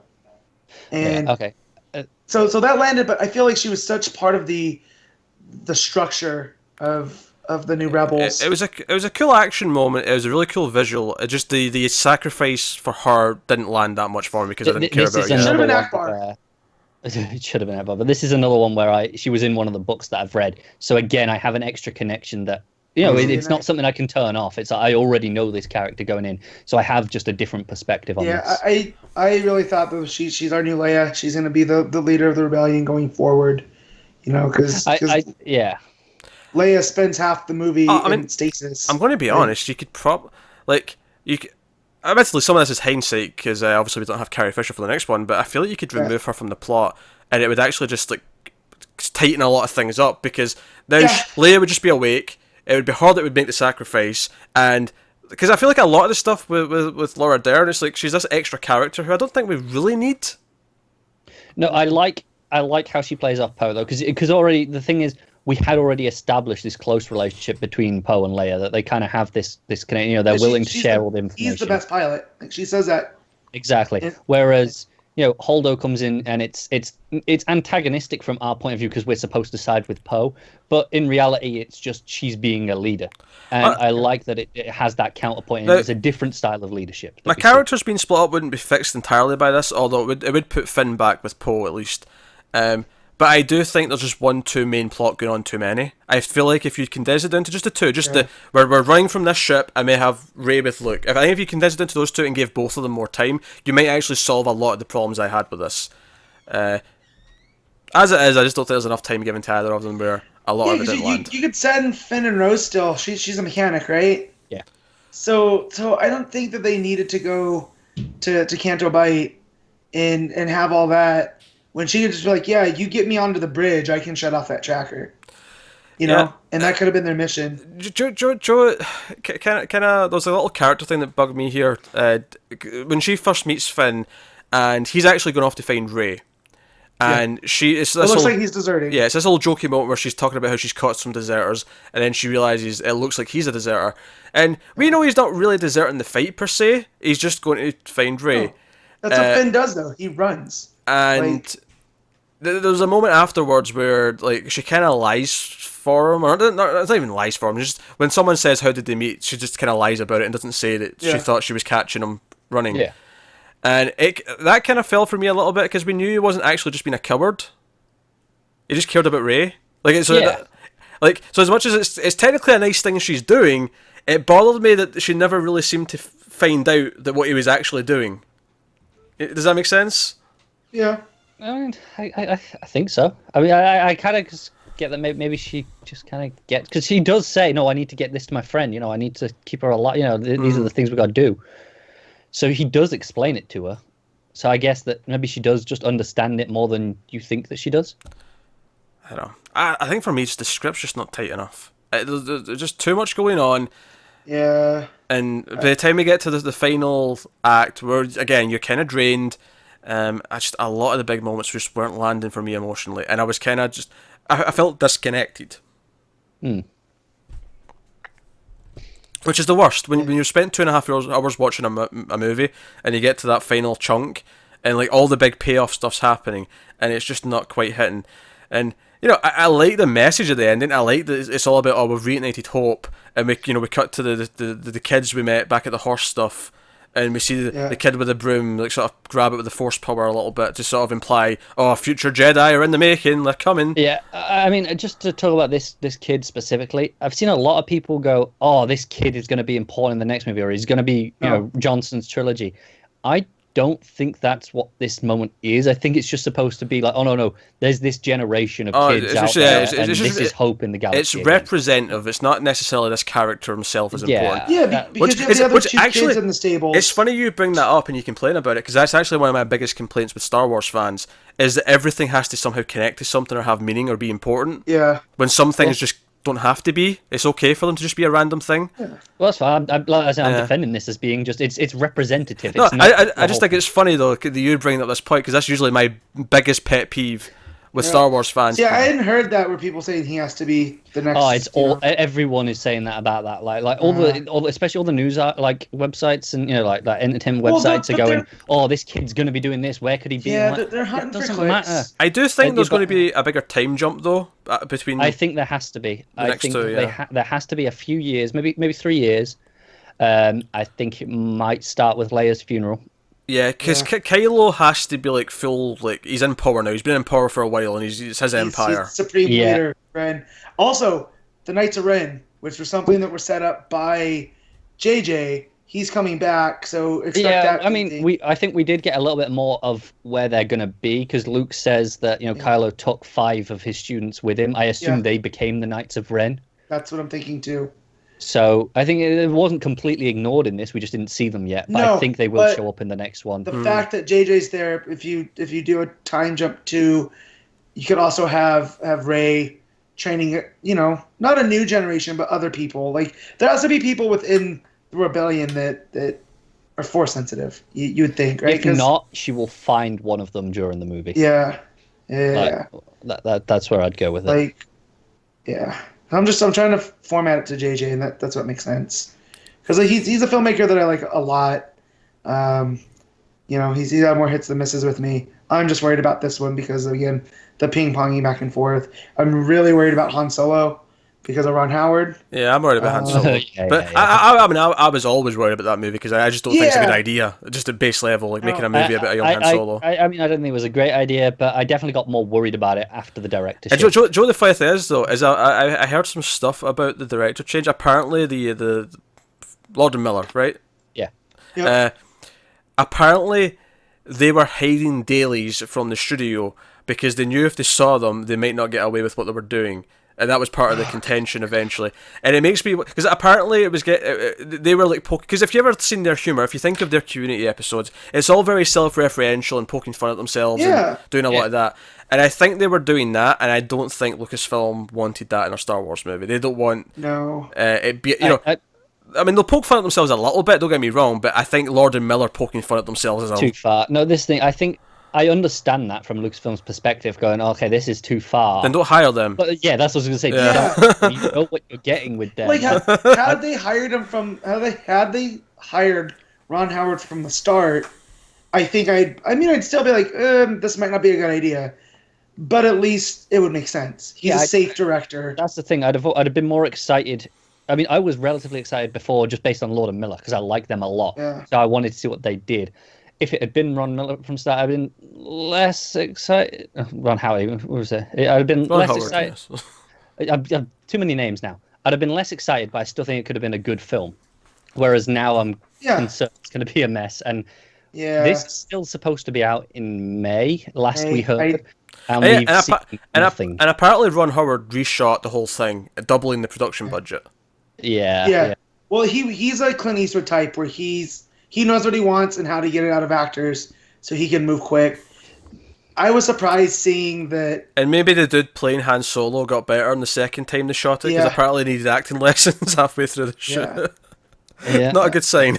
No, it's not. And well, I said, my theater had a poster right outside the theater that I saw The Last Jedi in that said May 25th, and I went, oh, okay. I thought they just all pushed him back to December. Yeah. You know what? I was fully expecting this movie to have a trailer. You know, like a teaser trailer at the start. Where them not have announced just the Falcon, but just something. Just as part of the movie file, if you will.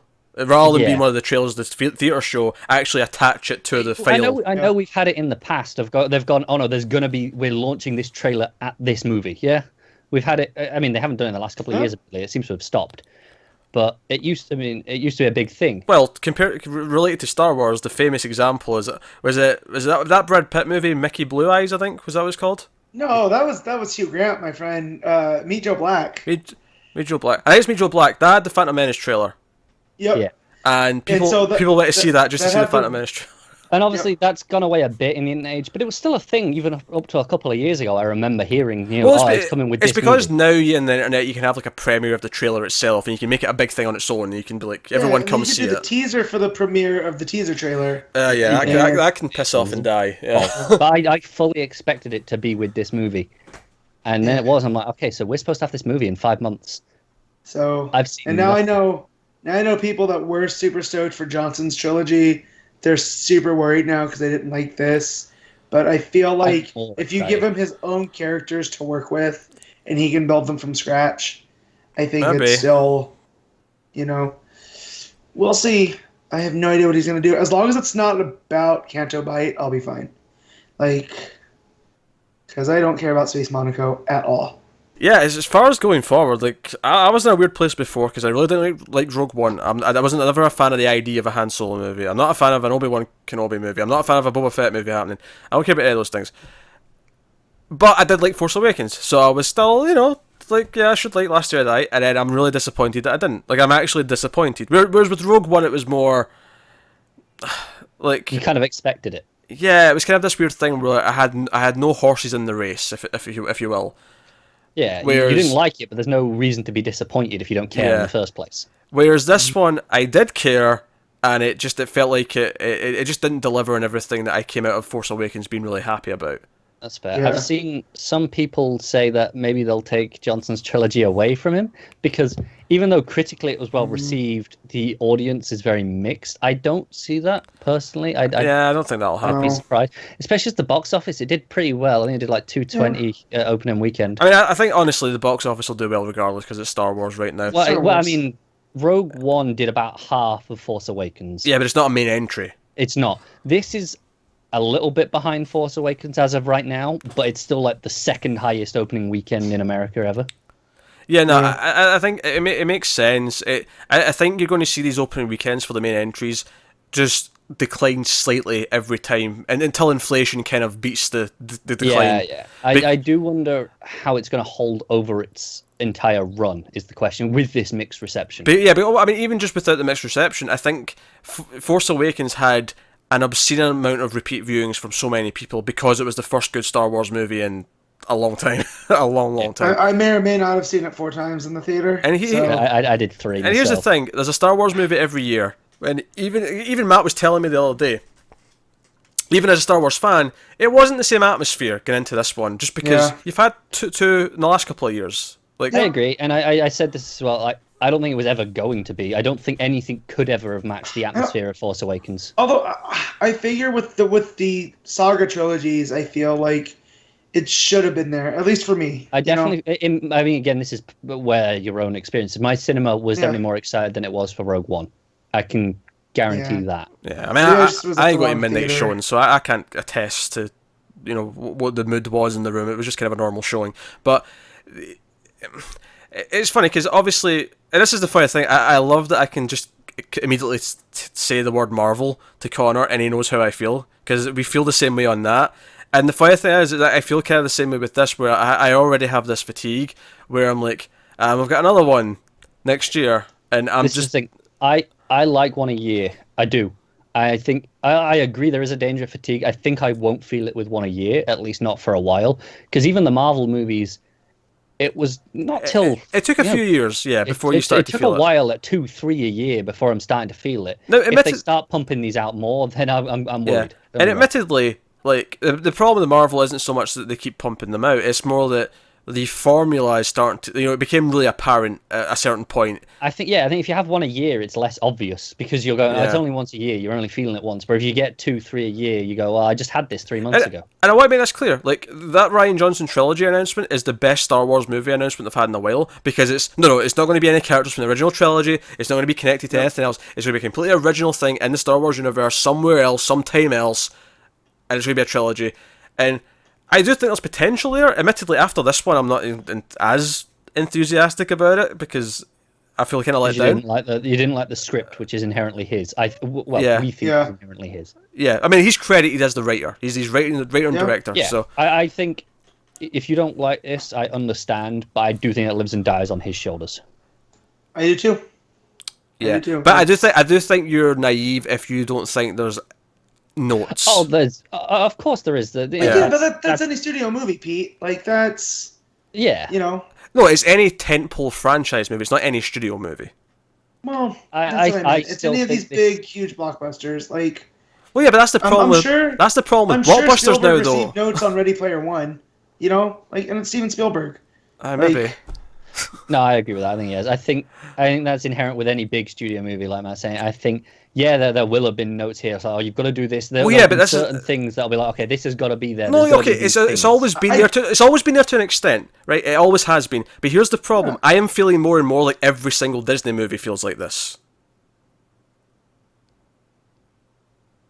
And that's Star Wars, Marvel, that shebang. More and more I'm feeling it. I have been feeling it with the Marvel movies, but as of right now, I am feeling it with this. This felt like... But I think part of it is that it does feel so different to The Force Awakens that I feel like, no, this is someone else's vision. This is someone else who's come in and gone, I want to do this. It is different, but that doesn't necessarily mean it works. Well, no. This isn't, like I said, this isn't about working or not. This is someone else's vision. You can hate it, but I think hate Rian Johnson for it, not hate Disney for it, because I think this is his vision. He's coming and gone, this is the movie I want to do. Little I call him A, little I call him B. Quite possibly. We'll never know for sure. Probably not. Nope. No.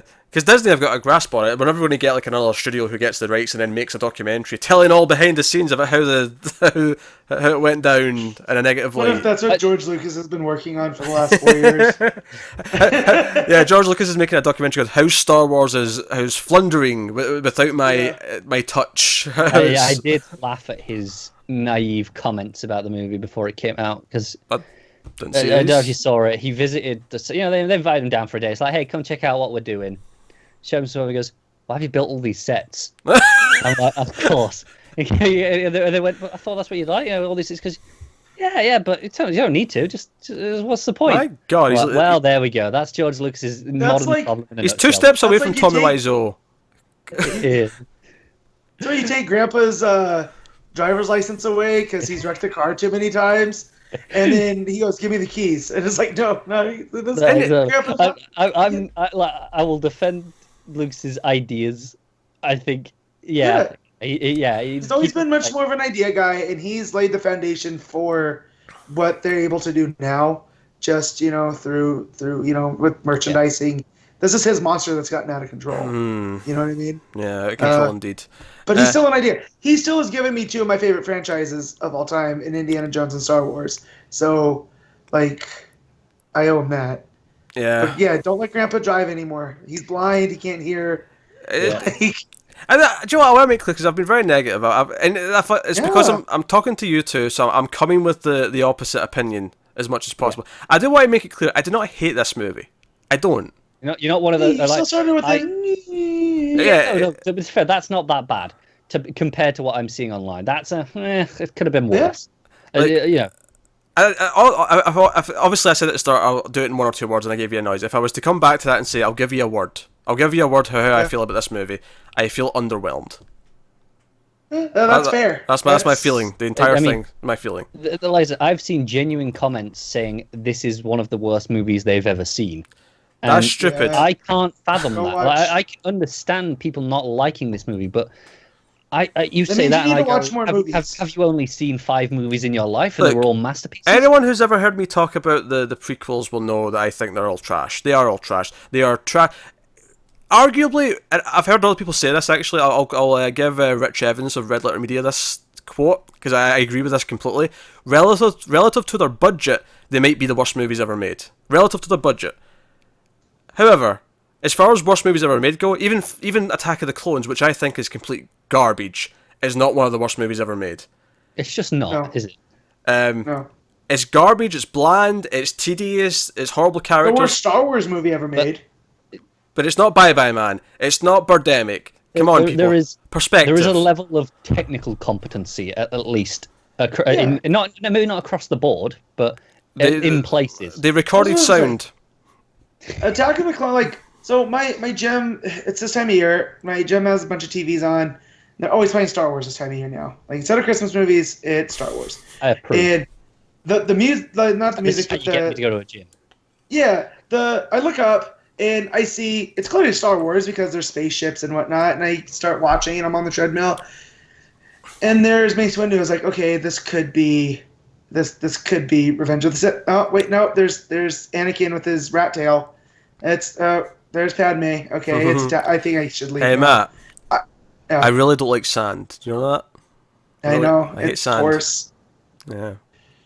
Still has the best sound effect in cinema history, though. So, props to that. They all have the Wilhelm scream. What's that? What's the best sound effect? It's the ion blast from Django's ship in the meteor field. Yeah, don't know who that is. If you ever make your way to a Disney park that has Star Tours, you get to experience that. I didn't know Django was in this. Yeah, he's chained though. He's changed. He's before he got unchained. I mean, it is a long time ago, after all. Yeah. We done then? Anyways, more or less. I do have just a question, because I've seen some people talk about. We've talked about the way the Force is used with the projection. All right, aye. How do you two fall down on that? Do you hate it? Are you okay with it? I mean, I'm not too fussed about. I'm not because I'm not a big Star Wars mythology guy who really cares that much. Yeah. As far as if I have any negative comments on how it's used, I will. I mean, they kind of set up with Rey and Kylo that it's that powerful.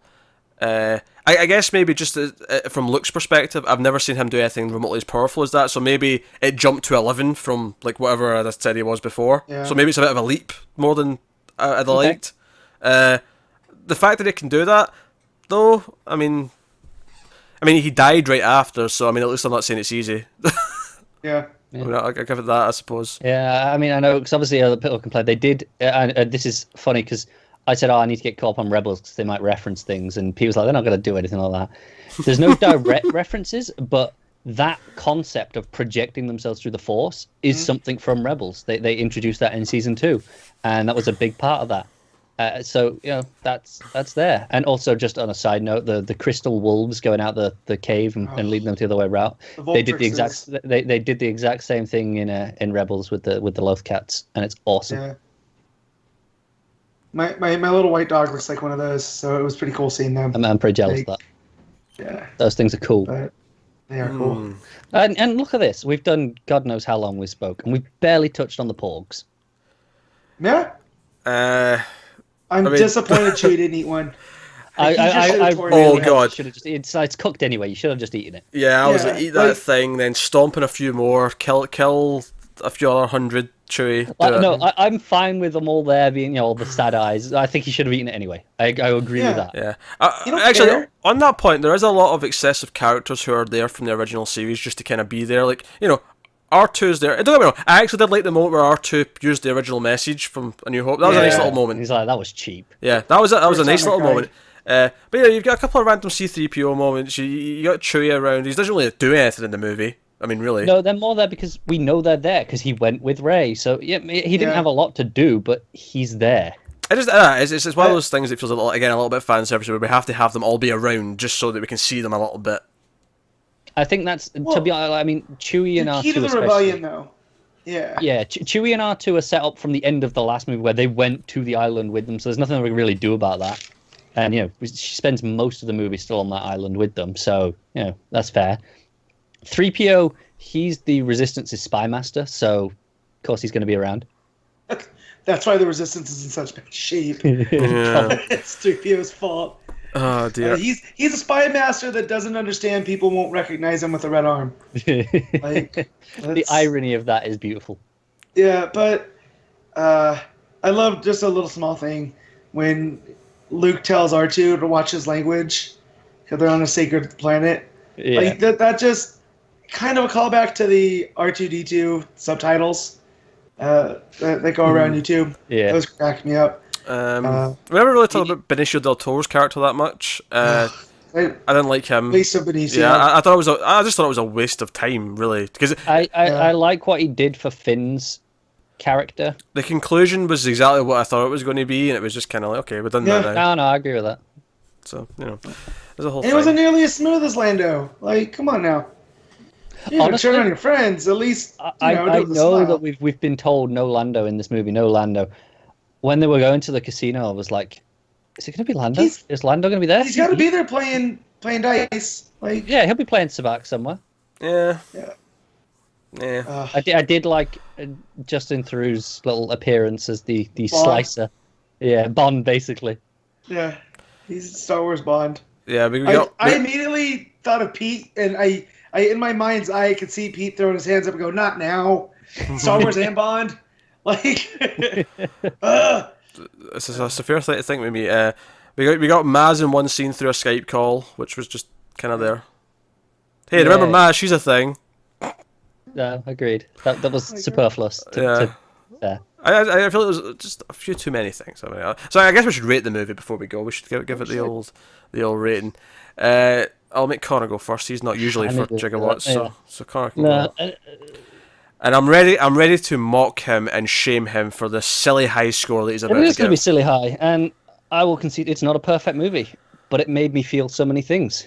So it gets a 10 on feeling, on the way it made me care, it made me feel, and the way it's in my head.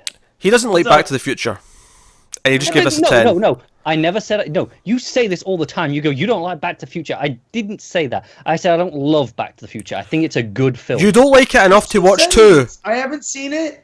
No. There's 2 studies of Back to the Future. I haven't seen it, and I love it. There's no in between. It's good. He refuses to watch the sequels. He doesn't care enough to watch the sequels. I refuse to watch them. I just haven't had the time. We're kind of living in the bad, time right now. So. It's kind of like you're living the sequel. Actually, do you know what this movie made me realise officially? And it was kind of always true, I guess, but I'd only but because I'd seen Star Wars first, I never really considered it until now. Okay. After this movie, I am officially putting my foot in the camp. Star Trek is better than Star Wars. Oh, get out of here! I've picked a side. I've picked a damn side. I like Star Trek, but no. Because Joe, I realised watch this. Kind of like I was saying how I like the characters and I don't really care about the mythology. I'm way more into what Star Trek does. I mean, I've not seen all of Star Trek, of course. This is it. But... Star Trek is science fiction. Star Wars is space fantasy. That is the difference. And what do I not like, Connor? You don't like fantasy, exactly. Yeah. Which is why it baffles me that you like the original trilogy of Star Wars to some extent. Because they're just good movies. No, they are, but they are classic fantasy movies. They just happen to be set in space. Sure, but like, there's a lot of space stuff I like more.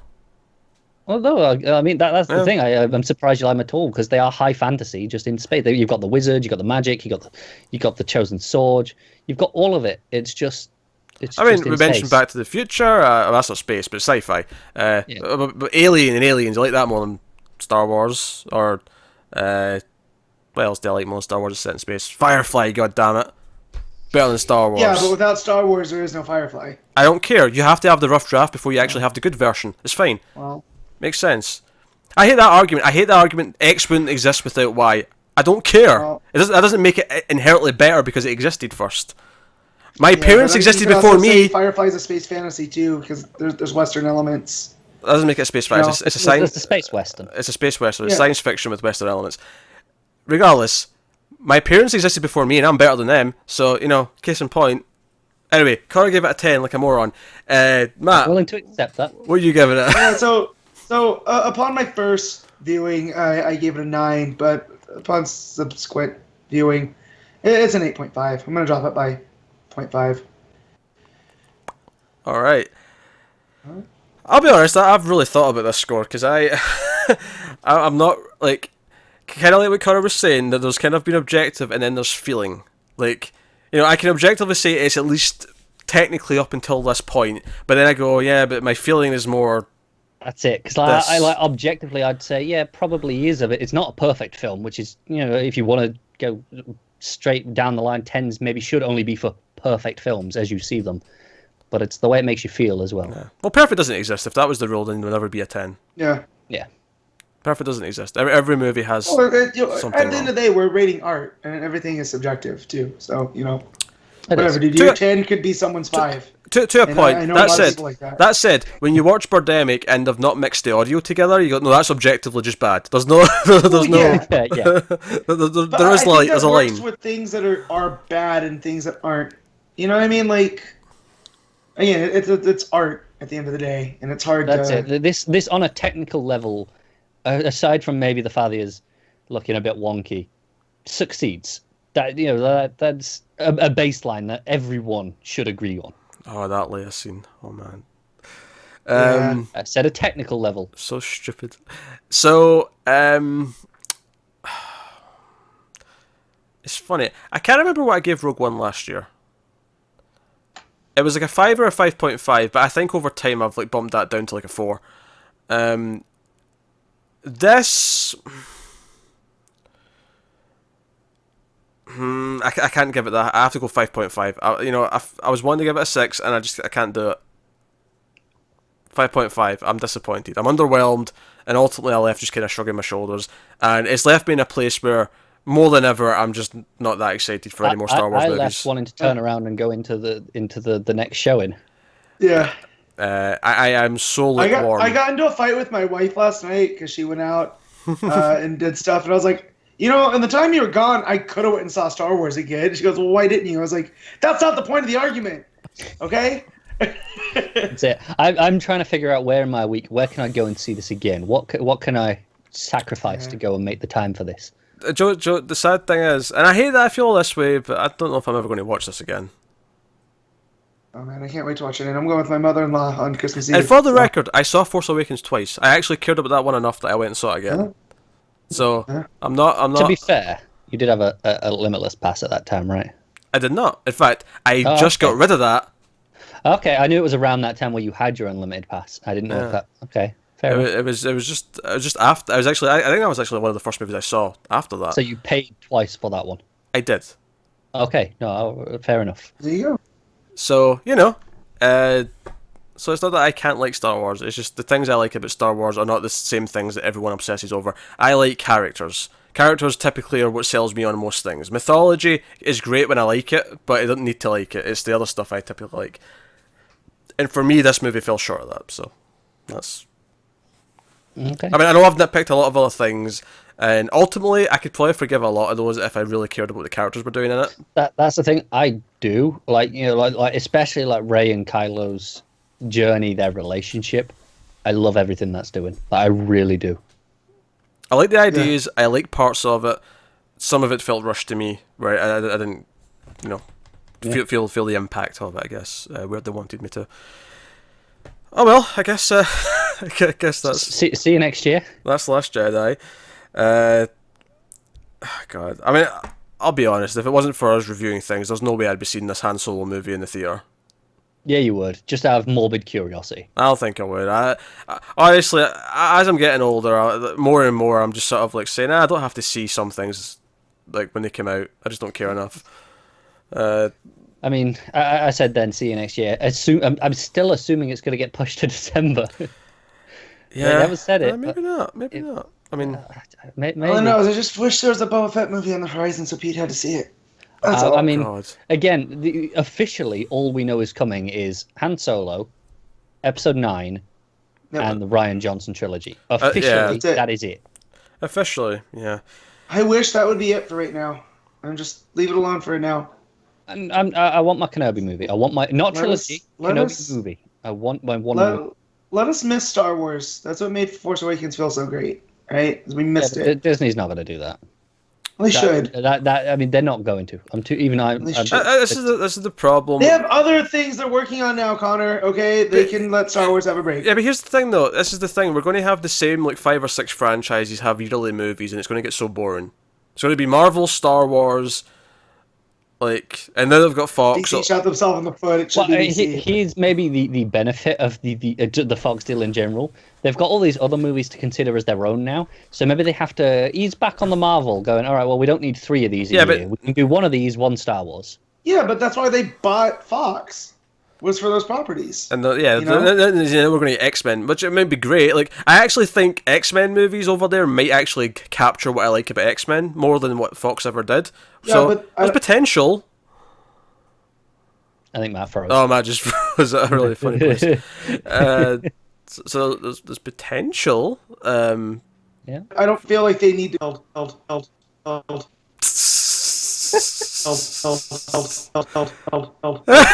You just went all wonky. So I have no idea. You have no idea. No. You froze for about 10 seconds and then came back in like a mixed DJ track. And you just went hold. That was glorious. But no, so there's potential there. I mean, it's funny. Like, in the one hand, like I don't want all those Fox franchises I like to feel like some watered down stuff like some of Disney stuff does to me, but at the same time, maybe taking Alien away from Ridley Scott is also a great idea. I was gonna say, when that news came through, my immediate thought was to Pete going, well, now Ridley Scott can't ruin Alien anymore. Ridley Scott wants the next Alien movies to not have aliens in them. He had too many aliens. He wants to do androids, which is fine. Have androids. That's what you have Blade Runner for, you idiot. We had a technical fault there, so I have no idea what we were just saying.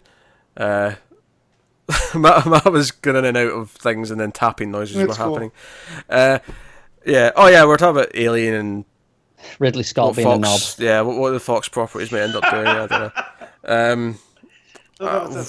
I don't know. Anyway, so no, we've given our ratings and stuff, so we're pretty much done. That's Last Jedi. I am sad to say that I'm disappointed and that I am very lukewarm and underwhelmed. But I'm glad the sky's still blue and Pete's disappointed in Star Wars. I'm upset. So. Tim couldn't be here, and I'm disappointed he couldn't be, because Tim, despite being a big Star Wars fan, said he hated 40% of this movie, and I wish he was here to back me up on some of it. That means he liked 60% of it, and I'll take those odds every time. I'll take the 40. I'll take it for the backup. I'll just take it. But no, it's kind of funny, because at least last year with Rogue One, like, I hated that, and I still hate it. I still think it's a terrible movie. But I feel like most Star Wars fans defended it, whereas this year, I feel like, no, half the Star Wars fans are shitting on this movie. Yeah, I think this is the most fascinating of the movie. Even not the movie itself, but this is definitely the most fascinating to look at the reactions, because, like I said, Rogue One mostly positive still. There was people who complained. Pete, you were amongst them, of course, but it was still generally positive. But this, it's just split down the middle. I'm seeing people go, it was all right. Some people hated it. Some people liked it. Some people loved it. There's everything with this movie. Yeah, and I'm also seeing some bullshit online as well with like people politicizing liking and not liking it in really weird ways. I have literally heard some people who like the movie say that people who don't like the movie are anti-diversity, and even though like literally not a single complaint I gave throughout that entire discussion that's had anything to do with that. Stupid dick thing to say. I have seen bullshit. people go, oh no, like a genuine thing I have seen is going, it's got great female characters at the expense of male characters. No, it hasn't. There's great male characters in there as well. Poe Dameron, this is like going into The Force Awakens. Poe Dameron is my dude. I love the pilots, right? I have way too many Poe Dameron stuff over here on the shelf, and here it justified my like of him. He had an arc. Yeah. Pete may think it was rushed. That's fair, but the arc was there. Yeah, he never had one in the last movie. The last movie he was missing for most of it. Yeah, exactly. Kylo, I feel Kylo made some steps in a direction. He wasn't just stasis. So anyone that says that, they're just looking for hot takes. And this is... Yeah, it's just people being dicks. I mean, if anything, the characters that got the shitty plot were the characters who weren't white. Yeah? I know. James in the Facebook group said he saw someone say that. Someone said Rose? that Rose is worse than Jar Jar Binks as the new worst character in Star Wars. Don't get me wrong. No. I think her plot is bad. I don't have anything against her specifically. She's fine. Like she's whatever. But like. Yeah, I don't think she's the strongest character, but I like her well enough. I think she's perfectly good. I think she's part of what's too much in the movie, but I don't think there's anything wrong with her herself. She's fine. I like having the representative of, this is another grunt, essentially. Just kind of one of them working the shift, instead of always seeing the leadership and always the people at the top. Exactly. Yeah. So, man, yeah. I don't know. Social media is a great tool, but so is a hammer, and you can turn a hammer into a weapon. Yeah. Nah, there's a lot of bullshit going around like that. It's just, much like Connor, I haven't engaged. If you don't like it, cool. I had a really long conversation with a friend of mine that I haven't spoken to in quite some time, but he knows I like Star Wars, so he hit me up on Messenger, and it was a good conversation. I didn't change his mind, he didn't change mine, but we got to talk it out, and cool. That's the same here. I think this is the longest conversation I've had in it by far, and I was kind of expecting it to go this way with Peter's opinion. I just kind of had a feeling. But... I think it's been a perfectly reasonable conversation, right? Oh yeah.